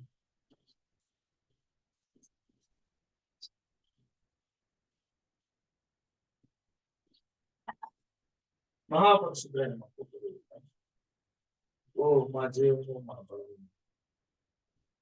ఈ ఘనమైన పరిశుద్ధమైన తండ్రి, ఓ ప్రభువా, ఈ రాత్రికాల సమయంలో ప్రభువా నేను సిద్ధించే గొప్ప భాగ్యాన్ని ఓ చిన్న మంది అయిన మాకు, మా ప్రశస్తమైన సభలో గమనించి, ఓ ప్రభు మరి ఎన్నో ప్రయత్నాల ద్వారా సాతాను ఈ కోడిక జరగకుండా ఆపాలని చూసినప్పటికీ వాటితులన్నీ చిట్టు చేసి ఓ ప్రభు మన సహోదరుల ఐక్యత ద్వారా ఓ భూమికి ఆకాశానికి సృష్టికర్త నీవు ఓ మహిమ తెచ్చుకోవడానికి మమ్మల్ని సమకూర్చిన దేవుడు నీకు స్తోత్రములు ప్రభు. మరి ఓ మరి లోకంలో ఏవి సమస్యలు ఉన్నా, ఇబ్బందులు ఉన్నా, ఓ మా ముందుండే ఒకే ఒక గురి, ఓ మా ప్రశస్తమైన సహోదరుల కలయిక ద్వారా ఓ నిన్ను ఆరాధించే గొప్ప భాగ్యాన్ని కలిగి ఉండటమే సమయంలో ఓ మరి అలాంటి గొప్ప భాగ్యాన్ని మాకు అనుగ్రహించినందుకు నీకు వందనాలు. ఓ మరి సోదరుడు ద్వారా మీరు మాట్లాడిన గొప్ప మాటలను బట్టి నీకు వందనాలు. ఓ ప్రభువా, ఆనాడు మరి ఓ యెరూషలేము అని అక్కడ యెరూషలేముతో చెప్తాం కాదు కానీ ఓ ఇజ్రాయేల్ ఇనుమా అని చెప్తాం కాదు కానీ ఓ మరి ఇప్పుడు అది ఓ నా కుమార్తెల వినుమని మాకు చెప్పినట్లుగే మేము తీసుకుంటున్నాం. ఎందుకంటే నీవు ఓ ఇజ్రాయెల్ కన్నా ఓ ఎక్కువగా మమ్మల్ని ప్రేమించింది వారికి గొప్ప భాగ్యాన్ని మాకు ఇచ్చావు. ఓ ఛాయగా దాన్ని ఇచ్చావు, దాన్ని పరిపూర్ణంగా మా ద్వారా జరిగిస్తున్నావు ప్రభు. ఓ ప్రభు మరి ఓ ఇంత గొప్ప భాగ్యాన్ని పొందుకున్న ప్రజలుగా ఓ ప్రభు మరి మమ్మల్ని ఓ మేము ఓ మరి ప్రభా నీ వాక్యం ఎదుట ఓ మరి నీ వాక్య పక్షాన నిలబడి ఓ దాన్ని రుజువుపరుచుకొని ఓ నువ్వు మాకిచ్చిన దాన్ని పొందుకునే భాగ్యాన్ని దయచేయి ప్రభు. ఓ మా గొప్ప ప్రభా, ఓ మరి ఈ చివరిలో ఓ ప్రభా మరి నీవే ఓ ప్రభా సామాన్య ప్రజల మీద మా ద్వారా నడయాడుతూ ఓ ప్రభా ఓ మరి నిన్ను ఈ లోకానికి మా ద్వారా చూపించుకోవాలని ఆశపడుతున్న దేవాన్ని పొందాం. ఓ మరి మా నడక, మా చూపు, ఓ మరి మా ప్రతి అడుగు, మా ప్రతి మాట, ఓ ప్రతి ఆలోచన, ప్రతి పని ప్రభువా ఓ తండ్రి అది మేము కాదు కానీ ఓ మా పితరుడైన పౌలు గారు చెప్పినట్లుగా నీవే ఓ నాలో మేము లేకుండా నీవే ఉండులాగిన ఓ నిన్ను ప్రతిబింబించే ఓ నీ యొక్క ఓ మరి ప్రభు మరి బిడలుగా ఓ మమ్మల్ని తీర్చిదిద్దుతున్న దేవాన్ని గొప్ప సమయంలోని గొప్ప వర్తమానం ద్వారా గొప్ప దేవుడు అయిన నీవే ఓ ప్రభా మాతో ఉండి మమ్మల్ని నడిపిస్తున్న దేవుడని కొన్నాను.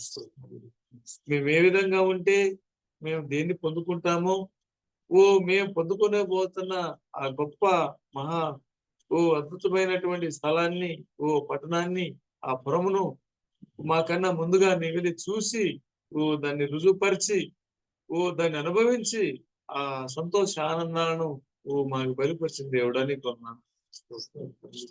ఓ మా ప్రియమైన ప్రభువా, ఓ మరి తండ్రి ఓ ఇంత గొప్ప భాగ్యాన్ని మాకు ఇచ్చిన దేవుడని కొన్నాను. ఓ మహోన్నతుడ, మహాపరిశుద్ధుడ, ఓ మమ్మల్ని ఓ నిత్యము ఓ మాతో ఉండి మమ్మల్ని నడిపిస్తున్న దేవుడాన్ని పొందాలి. ఈ రాత్రి సమయంలో మా ప్రజెస్ని సతీష్ బ్రదర్ని బట్టి తన కుటుంబాన్ని బట్టి ప్రభావ మరి మీరు సంతోషపడుతున్న విధానం బట్టి నీ పొందాలి స్తోత్రములు. ఎందుకంటే మరి జగత్పునాది వేయబడక మునిపే సోదరుని ఎన్నుకొని మరి చివరి దినములలో పిలుచుకొని ఈ లోకంలో అనేక మందికి ఉన్నటువంటి గొప్ప భాగ్యాన్ని సోదరుడికి ఇచ్చి మరి ఎవరు తీసుకోని విధంగా సోదరుడిని మనసును కదిలించి ఆ గొప్ప వ్యక్తి అయిన నీవే, గొప్ప ప్రభు అయిన నీవే సామాన్యతలో వచ్చినప్పటికీ నేను గుర్తెరిగి నీ పక్షాన నిలబడి నీకోసం సమస్తము విడిచి రావడానికి సిద్ధపరిచిన దేవుడాన్ని పొందుతున్నాను. సోదరుడు ఆశను బట్టి సోదరుడిని ఎడల గడుపుతున్న విధానాన్ని బట్టి తన గడిపే ఆ సంతోష ఆనందములు తన కుటుంబంతో పంచుకొని ప్రభా మరి సోదరులు మరి వాక్యంతో మాతో మాట్లాడినట్టుగా గడపల యొద్ద గుమ్మం యొద్ద ఉదయము సాయంకాలము ప్రతి సమయంలోనూ నిన్ను ఆరాధించే గొప్ప భాగ్యాన్ని ఇస్తున్న విధానాన్ని బట్టి నీ పొందుతున్నాను. అలాంటి మహిమ కలిగినటువంటి ఆ గొప్ప అనుభవాన్ని మేము పొందుకున్నప్పుడు పరిపూర్ణంగా నిన్ను బయలుపరిచే బిడ్డలుగా మమ్మల్ని సిద్ధపరుస్తుంది దేవుడాన్ని సోదరుని కూడా ఆ రీతిగా మరి దినదినము రూపాంతరానికి చేరువుగా తీసుకొస్తున్న దేవుడాన్ని తనను తన కుటుంబాన్ని మరి ప్రభు మరి మీరు తీసుకురాల్సింది మరింతగా తన బిడ్డల విషయంలోనూ తన భార్య విషయంలోనూ తన కుటుంబంలో ప్రతి ఒక్కరి విషయంలోనూ ప్రభు మరి నీ కృపను నీ కాపుదాన్ని నీ భద్రతలు మరింతగా ప్రభా నీ ప్రోత్సాహం ఇచ్చి నీకు లోబడి నేను భయభక్తులు కలిగి జీవించే భాగ్యం వేసి వ్యక్తిగతమైన సంఘంగా ఉన్న మమ్మలను కూడా ప్రభు మేమంతా వేరుగా లేము కానీ నీలోనే మేము కలిసి ఉన్నాం ప్రభు. అలాంటి గొప్ప భాగ్యాన్ని మాకు ఇచ్చిన దేవుడాన్ని స్తోత్రములు. మరి నూతన మంది విషయంలో కూడా నీ కృప నుంచి ప్రభు మరి మేము అనుకున్నదే తడువుగా మీ ఆలోచన మేము స్వతహాగా కాదు కానీ నీవే మాలో ఆలోచన పుట్టించి సోదరుని నడిపిస్తూ రాజు ద్వారా మరి నూతన మందిరాన్ని మరి త్వరగా దాన్ని పూర్తి చేసుకొని మరి ఎక్కువగా నిన్ను మందిరంలో ప్రతిష్ఠించుకొని ఆరాధించే భాగ్యాన్ని దయచేయమని ప్రార్థిస్తున్నాను. దానికి కావాల్సిన సమస్తాన్ని ప్రభు మరి దావీదు సమకూర్చినట్లుగా ప్రభు మరి సోదరి జ్ఞానాన్ని దయచేయండి. మరి మేమంతా సొలొమోనులుగా మరి దాన్ని పరిపూర్ణంగా చేసే భాగ్యాన్ని దయచేయండి. మన గొప్ప దేవుడానికి వందనాలు స్తోత్రములు. మరి సోదరు కుటుంబంలో అమ్మను మీరు బలపరచండి. కంటి ఆపరేషన్ చేసుకుని ఉన్నప్పటికీ వాక్యం కోసం ఎంతో ప్రయాసపడుతూ మరి ఆరోగ్యం సహకరించినప్పటికీ ఈ సమయం వరకు దేవుని మాటలను వినటానికి ఇచ్చిన ఆ ఓపికను బట్టి ఆ గొప్ప భాగ్యాన్ని బట్టి మీకు విధంగా మరి శిష్యస్థలను మీరు దీవించి ఆశ్రయించండి. మరి ఎంత సమయం అయినప్పటికీ ప్రభా నీకన్నా ఎక్కువ కాదు అని వాళ్ళు చేసే త్యాగాన్ని బట్టి మీకు విధంగా మా ప్రశస్తమైన సోదరుడు మరి జాహన్ బ్రదర్ను అదేవిధంగా మరి సరస్వ బ్రదర్ను ప్రసాద్ బ్రదర్ను బాబు బ్రదర్ మమ్మల్ని అందరినీ ప్రేమించి మరి ఏ సమయం అయినప్పటికీ మరి సాతాను ఆలోచన గెలవకూడదు నా ప్రభు ఆలోచన గెలవాలని మరి సోదరు రాజు బ్రదరు ద్వారా మరి ప్రేరేపించబడి మరి వాడికి సిగ్గు కలిగినట్లుగా నీ నామాన్ని మహిమ తెచ్చుకున్న దేవుడాన్ని పొందున్నాను. గొప్ప దేవుడాన్ని పొందున్నాను. స్తోత్రములు. మరింతగా మరి నీ ఆజ్ఞలను గైకొని మరి మరి చెప్పినట్లుగా మరి మేము ఆ గొప్ప భాగ్యాన్ని ఆ పరమును పొందుకోవడానికి పొందుకొని సిద్ధమనే మనసు కలిగి సిద్ధమనే పాదరక్షలు కలిగి నీకు ప్రోత్సాహం ఇచ్చి ఆ గొప్ప భాగ్యాన్ని పొందుతున్నాను.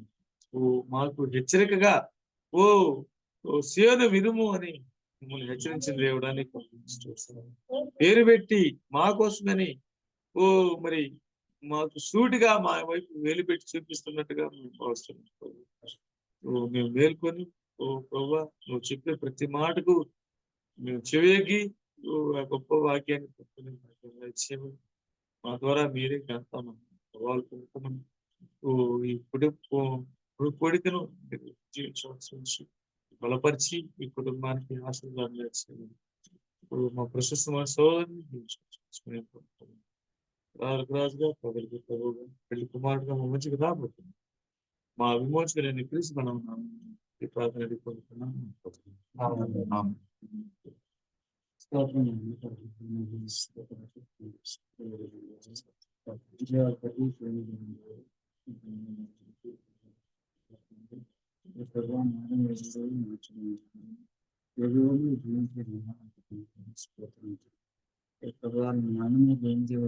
మమ్మల్ని కూడా నిజంగా కేవలే జీవింపజేసే ప్రజలుగా నిలిచిన రీతిని బట్టి ఓ ప్రభువా నీకు వందనాలు స్తోత్రాలు తండ్రి. ఓ ప్రభువా ఈ యొక్క రాత్రికాల సమయంలో చిన్న మందగా చేరి ప్రభువా నేను స్తుతించి గణపరిచి ఆరాధించే భాగ్యాన్ని ఇచ్చినందుకు నీకు వందనాలు స్తోత్రాలు తండ్రి. ఓ ప్రభువా మరి వాక్యం చెప్పినట్లుగా ప్రభువా నా యొక్క కట్టడలను నా యొక్క శాసనాలను నా యొక్క నిబంధనలను ఓ ప్రభువా నీవు పూర్ణ మనసుతో నీవు నన్ను సేవించాలి. నీవు ఆ యొక్క నిబంధనలన్నిటినీ నీ మనసులో నీవు ఉంచుకోవాలి. నీ నుదుటికి అవి బాసికంగా కట్టుకోవాలని ప్రభువా వాక్యం చెబుతుంది నాయన. నీకు స్తోత్రాలు తండ్రి. ఓ మరి నీవు నడిచినప్పుడు, పడుకున్నప్పుడు, నించున్నప్పుడు నువ్వు ఏ విధంగా ఉన్నప్పటికీ నీ యొక్క మనసులో అవి ఎప్పుడు ధ్యానించుకోవాలని చెప్పి ప్రభువా దేవుడు ఆ యొక్క ఇశ్రాయేల్ ప్రజలతో చెప్తున్నారు తండ్రి ప్రభువా. మరి అక్కడ ఆ రోజుల్లో మోషే ఇశ్రాయేల్ జనంతో చెప్తున్నారు కానీ ఓ ప్రభువా మరి ఈ చివరి దినాల్లో మా యొక్క మోషే ఓ ప్రభువా మాకు చెప్తున్నారు, సీయోనైనా మాకు చెప్తున్నారు, నీ యొక్క నోరు నీ యొక్క హృదయం వాక్యంతో నింపబడి ఉన్నారని నీకు చెప్తున్నారు తండ్రి. ఓ ప్రభువా నీవు దేవుని సన్నిధి ఓ సోదరుడా నువ్వు దేవుని సన్నిధికి వెళ్ళు, దేవునికి మొరపెట్టు, ఉపవాసం ఉండు, కన్నీరు గారు ఏడ్చు. ఓ నువ్వు దేవునికి మొరపెట్టు అని ప్రభువా మరి ఉదయం, మధ్యాహ్నం, సాయంత్రము నీకు ఏ సమయం ఉన్నప్పటికీ లేకపోయినా నువ్వు దేవుని సన్నిధిలో కాచుకుని ఉండాలని ప్రభువా మా యొక్క గొప్ప ప్రవక్త, భయం లేని ప్రవక్త క్రిస్ థామస్ గారు చెప్తున్నారు తండ్రి ప్రభువా. ఓ తండ్రి ప్రభువా మరి ఆ యొక్క వర్తమానికుడి విషయంలో ప్రభువా మేము వాక్యానికి ప్రభువా మరి మేము భయపడి ఓ ప్రభువా మరి దాన్ని తృణీకరింపగా ప్రభువా వ్యర్థంగా ఎంచగా ప్రభువా ఆ యొక్క గొప్ప ప్రవక్త మాటలను మేము గౌరవిస్తూ ఓ ప్రభువా మరి వారి యొక్క కుటుంబము ఏ విధంగా ఓ ప్రభువా మరి దేవుని యొక్క భయభక్తుల్లో జీవించారు ప్రభువా, ఎంత నీతిగా నిజాయితీగా ప్రభువా మరి భయభక్తులతో దేవుని ఎదుట జీవించారు. ఓ మరి తన ప్రాణాన్ని సహితము లెక్క చేయకుండా ప్రభువా ఈ యొక్క సంఘాన్ని నిర్మించారని ఆ యొక్క థామస్ గారు చెప్పారు ప్రభువా. మరి ఈ యొక్క గొప్ప సంఘంలో మేము ఉంటూ ఉండగా ప్రభువా మరి వారి వల్లే ప్రభువా దేవుని యందు భయభక్తులు కలిగి మేము జీవించే విధంగా మా యొక్క జీవితాలను మలచండి తండ్రి ప్రభువా. దానికి తగిన విశ్వాసాన్ని మేము పెంపొందించుకున్నట్లుగా వృద్ధిపరచండి తండ్రి. మీకు వందనాలు స్తోత్రాలు తండ్రి. ఓ ప్రభువా మరి మోషే కొండ మీదకి వెళ్ళినప్పుడు మరి వారు అక్కడున్న జనులు అనుకుంటున్నారు మరి ఇక మోషే రాడు, ఇక లేడు, ఇక మనకి నాయకుడే లేడని అనుకుంటున్నారు తండ్రి. ఓ ప్రభువా నీకు స్తోత్రం తండ్రి.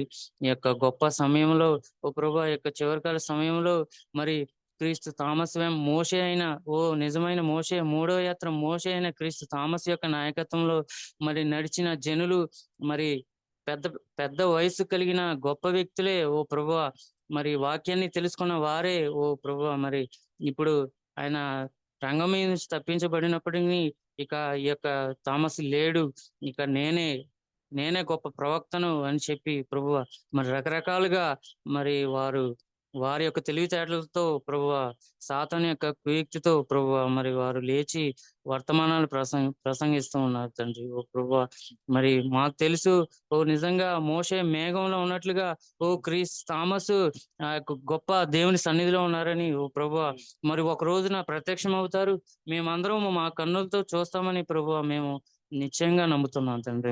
స్తోత్రం తండ్రి ప్రభువా. మరి ఈ యొక్క చివరి కాల గడియ సమయంలో మేము జీవిస్తూ ఉండగా ప్రభువా మరి ఏ విధంగా మేము జీవించాలో ఓ ప్రభువా, దేవుని యొక్క శాసనాల్ని మా హృదయంలో ఉంచుకోవాలో ఓ ప్రభువా, మరి మాకు మేము అన్నీ తెలిసినప్పటికీ ప్రభువా వాటిని అనుసరించుకుంటూ ప్రభువా మేము భయభక్తులతో ఉండవలసిన వారిగా ఉంటున్నాం తండ్రి. వందనాలు, స్తోత్రాలు తండ్రి. ఓ ప్రభువా, ఈ యొక్క రాత్రికాల సమయంలో మరి చివరి నిమిషంలో మేము ఇంటికి వెళ్దాం అనుకున్నాం. కానీ ప్రభువా, మీరు నడిపించిన రీతిని బట్టి మీకు వందనాలు, స్తోత్రాలు తండ్రి.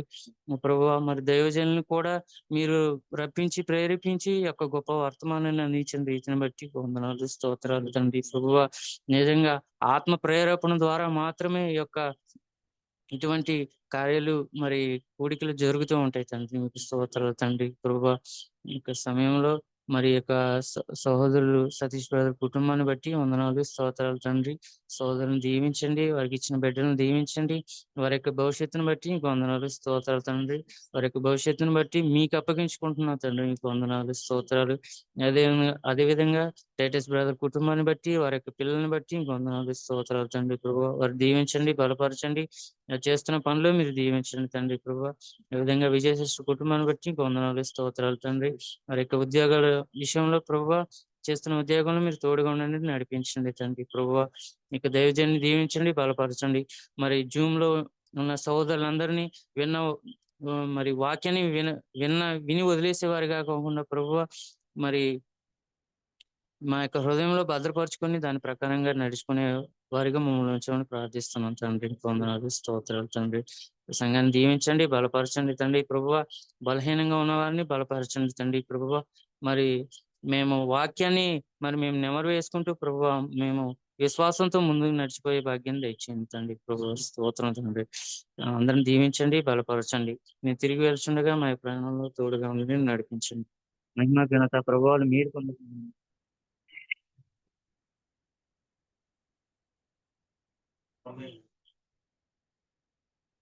మహాగణుడు వేరు మా దేవుడు, మీకు వందనాలు, స్తోత్రములు.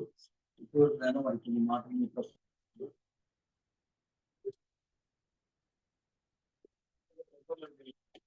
పడుతున్నా, లేచినా, ప్రభువులో ప్రయాణిస్తున్నా కేవలం ఈ వాక్యం మాట్లాడేది కనిపిస్తుంది. ప్రభు మరి నాకు సోదరు చెప్పారు సాక్ష్యాన్ని ఏదో విధంగా నా సోదరుని కలుసుకోవాలి, ఆరోగ్యం జరగాలి, ఈ ముఖాముఖిగా మీరు కూర్చొని ఆలోచించాలి. సోదరుడు ఎంతో ఆశపడ్డారు. నిజంగా ఆ ఆశ మేము పడేది కాదు, అది మీకు నాకు ఇచ్చిన ఆశ. కాండము 9వ అధ్యాయంలో మీరు మాట్లాడుతున్నారు. మీ నీతిని బట్టి, మీ హృదయ యథార్థతను బట్టి దేవుడు మీకు ఈ దేశం ఇవ్వలేదు. దేవుడు వాగ్దానం చేశాడు కాబట్టి మీకు ఈ దేశం ఇచ్చాడు. ఎందుకు చెప్పారు కాబట్టి నేను మరి ఇక్కడ వచ్చిన మేము ఆహ్వానించిన మా సహోదరుడు, జూమ్ లో కలుసుకున్న మా సహోదరులు ఎవరైతే ఉన్నారో మేమందరం కూడా మా నీతిని బట్టో మా హృదయ యథార్థతను బట్టో మేము ఈ సత్యాన్ని తెలుసుకోలేదు, కానీ కేవలము మీ కృప ద్వారా మాత్రమే మేము తెలుసుకున్నాం మా ప్రభు. కాబట్టి ఈ యొక్క కృపను, ఈ సహవాసాన్ని పొందుకోవడానికి మా సహోదరుని యొక్క హృదయంలో మీరు ఇచ్చిన గొప్ప సంతోషాన్ని బట్టి మీకు వందనాలు చెల్లిస్తాం. ప్రతిష్ఠను దీవించండి. ఉదయమే వారు హాస్పిటల్కి వెళ్ళి వచ్చారు. ఇప్పుడు వారింట్లో రాత్రి సర్వ రోగములు మీరు జయించండి సందేశాన్ని విన్నారు. ఇది లోకం చూసినప్పుడు వాళ్ళు నవ్వుతూ ఉంటారు, ఇదేంటి వీళ్ళు పొద్దునే కదా హాస్పిటల్కి వెళ్ళి వచ్చారు, ఇప్పుడేంటి సర్వరోగముల గురించి మాకు లేవని చెప్తున్నారు అని ఈ లోకము పక్కన వాళ్ళు నవ్వుతూ ఉంటారు. ఇది కేవలము వధువుకు మాత్రమే, ఆత్మీయ అనుభవము, వాక్య ప్రత్యక్షత కలిగిన వధువు మాత్రమే దీన్ని గ్రహించగలుగుతుంది మా ప్రభు. కాబట్టి సహోదరుడు తన కుటుంబంలో వాక్యాన్ని మరి స్థిరపరచడానికి, విశ్వాసాన్ని స్థిరపరచడానికి, తన భక్తిగా ఇంకా మరి ఎదగడానికి చేస్తున్న పోరాటం బట్టి మీకు వందనాలు తెలుస్తున్నాం. ఈ పోరాటంలో అనేక సమస్యలు, అనేక ఇబ్బందులు, అనేక ఇరుకులు మరి ఎదురవుతూ ఉన్నాయి. ఎప్పుడైతే సమస్యలు, ఇబ్బందులు ఎదురవుతాయో వాటిని జయించినప్పుడు జయించిన పరిపూర్ణమైన విశ్వాసకి ఈ లోకానికి కనపడతారని మీరు చెప్పారు. కాబట్టి సహోదరుని లోకంలో ఒక నిజమైన విశ్వాస చూపుడు కొరకే చుట్టూ అనేక సమస్యలను, శోధనలు మీరు పెట్టారు. మీరు తెలుసు ఆయన జయించగలరని మీరు అనుమతించారని చెప్పారు. మీ లోకంలో జయించలేని పాపం అంటూ ఏదీ లేదు. అని చెప్పి మీకు మాకు అందించారు ప్రభు. సాతానికి ఆ విషయం తెలీదు. ఇదిగో మీ కుమారుడైన సతీష్ని సమస్యలకు పెడతావా అని అడిగినప్పుడు ఆయన అవును ఆయన జయిస్తాడు అని చెప్పి ఆ శోధన ఆయన దగ్గరికి రాకమునిపే, ఓ నా కుమారుడా సతీష్, నువ్వు జయించని పాపం ఈ లోకంలో లేదు అని చెప్పి ముందుగా ఆ తర్వాత శోధన అందించాడు ఆయన. అది సాతానికి అర్థం కాలేదు. తనలో ఉన్న బలాన్ని ఏంటో ముందుగానే మాకు చెప్పాడు విషయము సాతానికి అర్థం కాలేదు. కానీ వాడు చూసి ఇప్పుడు అవమానంతో సిగ్గుతో వాడు మరి భయపడి మా నుంచి పారిపోతూ ఉన్నాడు. కాబట్టి ప్రభు మరి సోదరు ఉదయం నుంచి మరి ఆ శ్రమతో ఇబ్బందుల్లో ప్రయాణంలో ఉన్నప్పటికీ మరి హాస్పిటల్ విషయాల్లో కూడా మరి దిగులుగా మరి సోదరు ఉన్నప్పటికీ కూడా వాక్య విషయంలో నిజంగా తనకున్న ఆశను బట్టి మీకు వందనాలు చెల్లిస్తున్నాను. కాబట్టి నేను మరి కార్యక్రమం జరిగించినందుకు మీకు స్తోత్రములు. ఈ కార్యక్రమం ఏర్పాటు చేసినట్టు సోదరుడు సిస్టర్ని కూడా దీవించి ఆశీర్వదించండి. వారు నిజంగా ఈ సత్యాన్ని అంగీకరించడం నిజంగా మాకు చాలా ఆశ్చర్యంగా ఉంది. ఒక దినాన మేము ఇక్కడికి వచ్చినప్పుడు ఎంతో ద్వేషించారు, ఎంతో తిరస్కరించారు, అపహాసం చేశారు. కానీ ఈ రోజున మాకంటే ఎక్కువ గొప్పగా విశ్వాసం ఉన్నారు. కేవలమే మీ కృప ఉన్నది మాకు. కాబట్టి సిస్టర్ని సహోదరుని కూడా దీవించి ఆశీర్వదించండి. ఇప్పుడే చదువుకున్నాం, నీ దేవుడైన యెహోవా ఓ ఇశ్రాయేలు వినుము, నీ దేవుడైన యెహోవా అద్వితీయుడు. ఈ మాటలు నువ్వు నీ హృదయంలో ఉండాలి, నీ యొక్క మనసులో ఉండాలి. ఈ మాటలు నీ పిల్లలకు అభ్యసింపజేయాలని మీరు చెప్పావు. కాబట్టి సహోదరుడు తను తెలుసుకోవడమే కాకుండా నీ మార్గంలో తను నడవడమే కాకుండా తనకి ఇచ్చిన 2 బిడ్డల్ని నీ వాక్యంలో నడిపించడానికి ఎంతో మరి పోరాటం చేస్తున్నారు. గత వారముగా మరి బిడ్డలు ఉన్నప్పుడే ప్రార్థన పెట్టాలని వాళ్ళు ఎంతో ఆశపడ్డారు. కానీ మరి సాతాను ఎన్నో ఆటంకాలు మాకు మరి ఈ యొక్క కోరికలు ఆఫ్ చేసింది. అయినప్పటికీ ఈ రాత్రికాల సమయంలో ఘనంగా జరిపించినందుకు మీకు స్తోత్రము. మరి దూర ప్రాంతం నుంచి మాతో బిడ్డలు వాక్యత పొందుకున్నారు. మరి శ్యాముని బట్టి మాధురిని బట్టి వందనాలు. మరి ఇద్దరు కూడా దీవించండి, ఆశీర్వదించండి. దూర ప్రాంతంలో ఉన్నప్పటికీ భౌతికంగా మేమందరం కూడా ఒకే ఆత్మలో కలిసి ఉన్నాం మా ప్రభువా. కాబట్టి బిడ్డలు ఇంకా వాక్యంలో ఎదుగునట్లుగా సహాయం తెచ్చండి.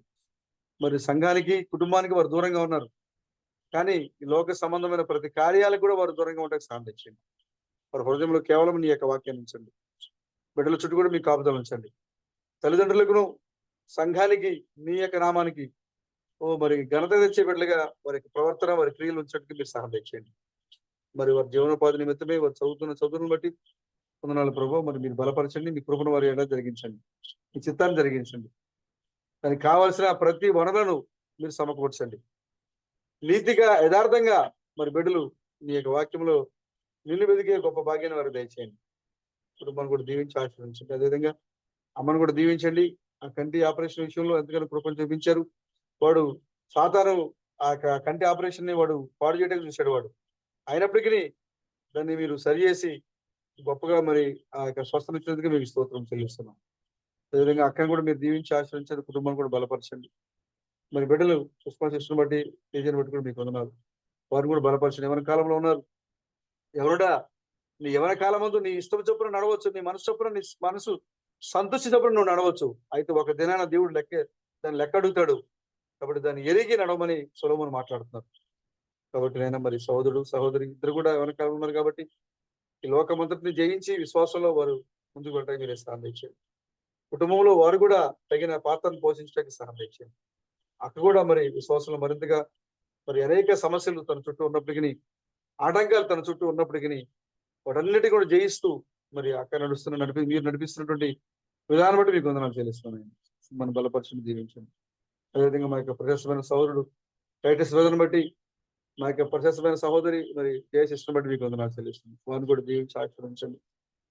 మేము ఇక్కడ ఈ రాత్రికాల సమయంలో మీరు పరలోకపు దేవుని యొక్క నిత్య నామాన్ని బట్టి మేము ఇక్కడ ప్రార్థన చేస్తున్నామంటే అనేక సంవత్సరాల కిందట మా సహోదరుడు ఈ సత్యాన్ని అంగీకరించడం ద్వారానే ఇది ఇప్పుడు సాధ్యమైంది మా ప్రభు. మీరు అప్పుడే పునాదులు వేశారు మా ప్రభు, అప్పుడే మీరు విత్తనాన్ని ఇక్కడ నాటారు మా ప్రభు. అది ఈ విధంగా ఫలించడం మాకు సంతోషాన్ని ఇస్తాం. మరి సోదరు యొక్క కుటుంబాన్ని బిడ్డలు కూడా దీవించి ఆశీర్వదించండి. బిడ్డలు కూడా బలపరచండి. వారు కూడా ఈ వాక్య భయభక్తులు నడిపించండి. ఓ ప్రభు మరి ఇక్కడున్న ప్రతి ఒక్కరిని ప్రభు మరి మేము ఆశీర్వదిస్తున్నాము. అది భూ సంబంధమైనది కాదు, కానీ పరలోక సంబంధమైన ప్రత్యక్ష దైత్యమని మేము ఆశీర్వదిస్తాము. వాళ్ళు దీవించి బలపరిచి నడిపించండి. అదేవిధంగా మా యొక్క ప్రశస్తమైన సోదరుడు రమేష్ బ్రదర్ని బట్టి, హరీష్ బ్రదర్ని బట్టి, కిషోర్ బ్రదర్ని బట్టి, ఆహాన్ బ్రదర్ని బట్టి మీకు వందనాలు చెల్లిస్తున్నాను. నిజంగా పగలంతా ఎంతో కష్టపడ్డారు. సమయానికి భోజనం లేదు, సమయానికి వాళ్ళకి మనం సరైన సౌకర్యాలు సమకూర్చలేకపోయాం. అయినప్పటికీ కూడా మీ మందిర నిర్మాణంలో వాళ్ళు ఆనందాన్ని వెతుక్కున్నారు. దేవుని మందిరంలో పనిచేయడమే మాకు గొప్ప భాగ్యం వాళ్ళు ఎంచుకున్నారు కాబట్టి వాళ్ళు ఆ పని చేయగలిగారు. మా ప్రభు వారు దీవించండి, వారు బలపరచండి. ఓ ప్రభు, మీరు చెప్పారు దేవుని పనిలో కొంచెం పని చేస్తే చాలు తగిన దీవెన వారికి వస్తే మీరు చెప్పారు మా ప్రభు. కాబట్టి వారు చేస్తున్న పనిని బట్టి వారిని ఆశీర్వదించండి, బలపరచండి. వారు అలసిపోయినప్పటికీ ఆ అలసటని సంతోషంగా మీరు మార్చారు మా ప్రభు. మీకు వందనాలు చెల్లిస్తుంది. మేము తిరిగి వెళుతుండగా ప్రతి ఒక్కరిని కూడా మీరు బలపరిచి నడిపించి మేము మరలా కలుసుకునే వరకు మీ కృప కాపుదల ప్రతి ఒక్కరిపై ఉంచి నడిపించి మరొకసారి మమ్మల్ని ఆహ్వానించినటువంటి మా యొక్క ప్రదర్శన సోదరుడు సతీష్ బ్రదర్ని బట్టి, సిస్టర్ని బట్టి, బిడ్డలను బట్టి కూడా మీకు వందనాలు చేసుకోవాలి. కుటుంబం కూడా దీవించి ఆశీర్వించి బలపరిచి నడిపించి మేము తెచ్చుకోమని రాజులకు రాజుగా, ప్రభులకు ప్రభుగా, పెండ్లి కుమారునిగా మా మధ్యగా రాబోతున్న మా విమోచకుడైన క్రీస్తు బ్రహ్మం మీ యొక్క నామంలో ఈ ప్రార్థనలను నడిపించున్నాం ప్రభు. ఆమేన్. Just when I'm never praised, just when I'm never praised, hallelujah, hallelujah. Just when I'm never praised, it's coming very soon, it's coming very soon, it's coming very soon. Hallelujah, hallelujah. It's coming very soon.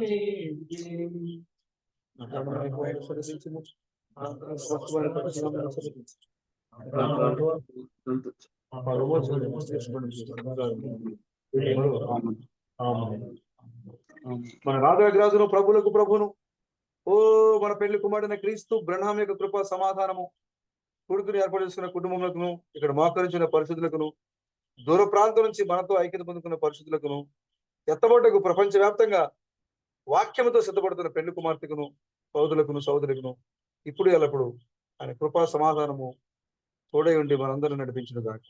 Amen, amen, amen, amen. Glory to God.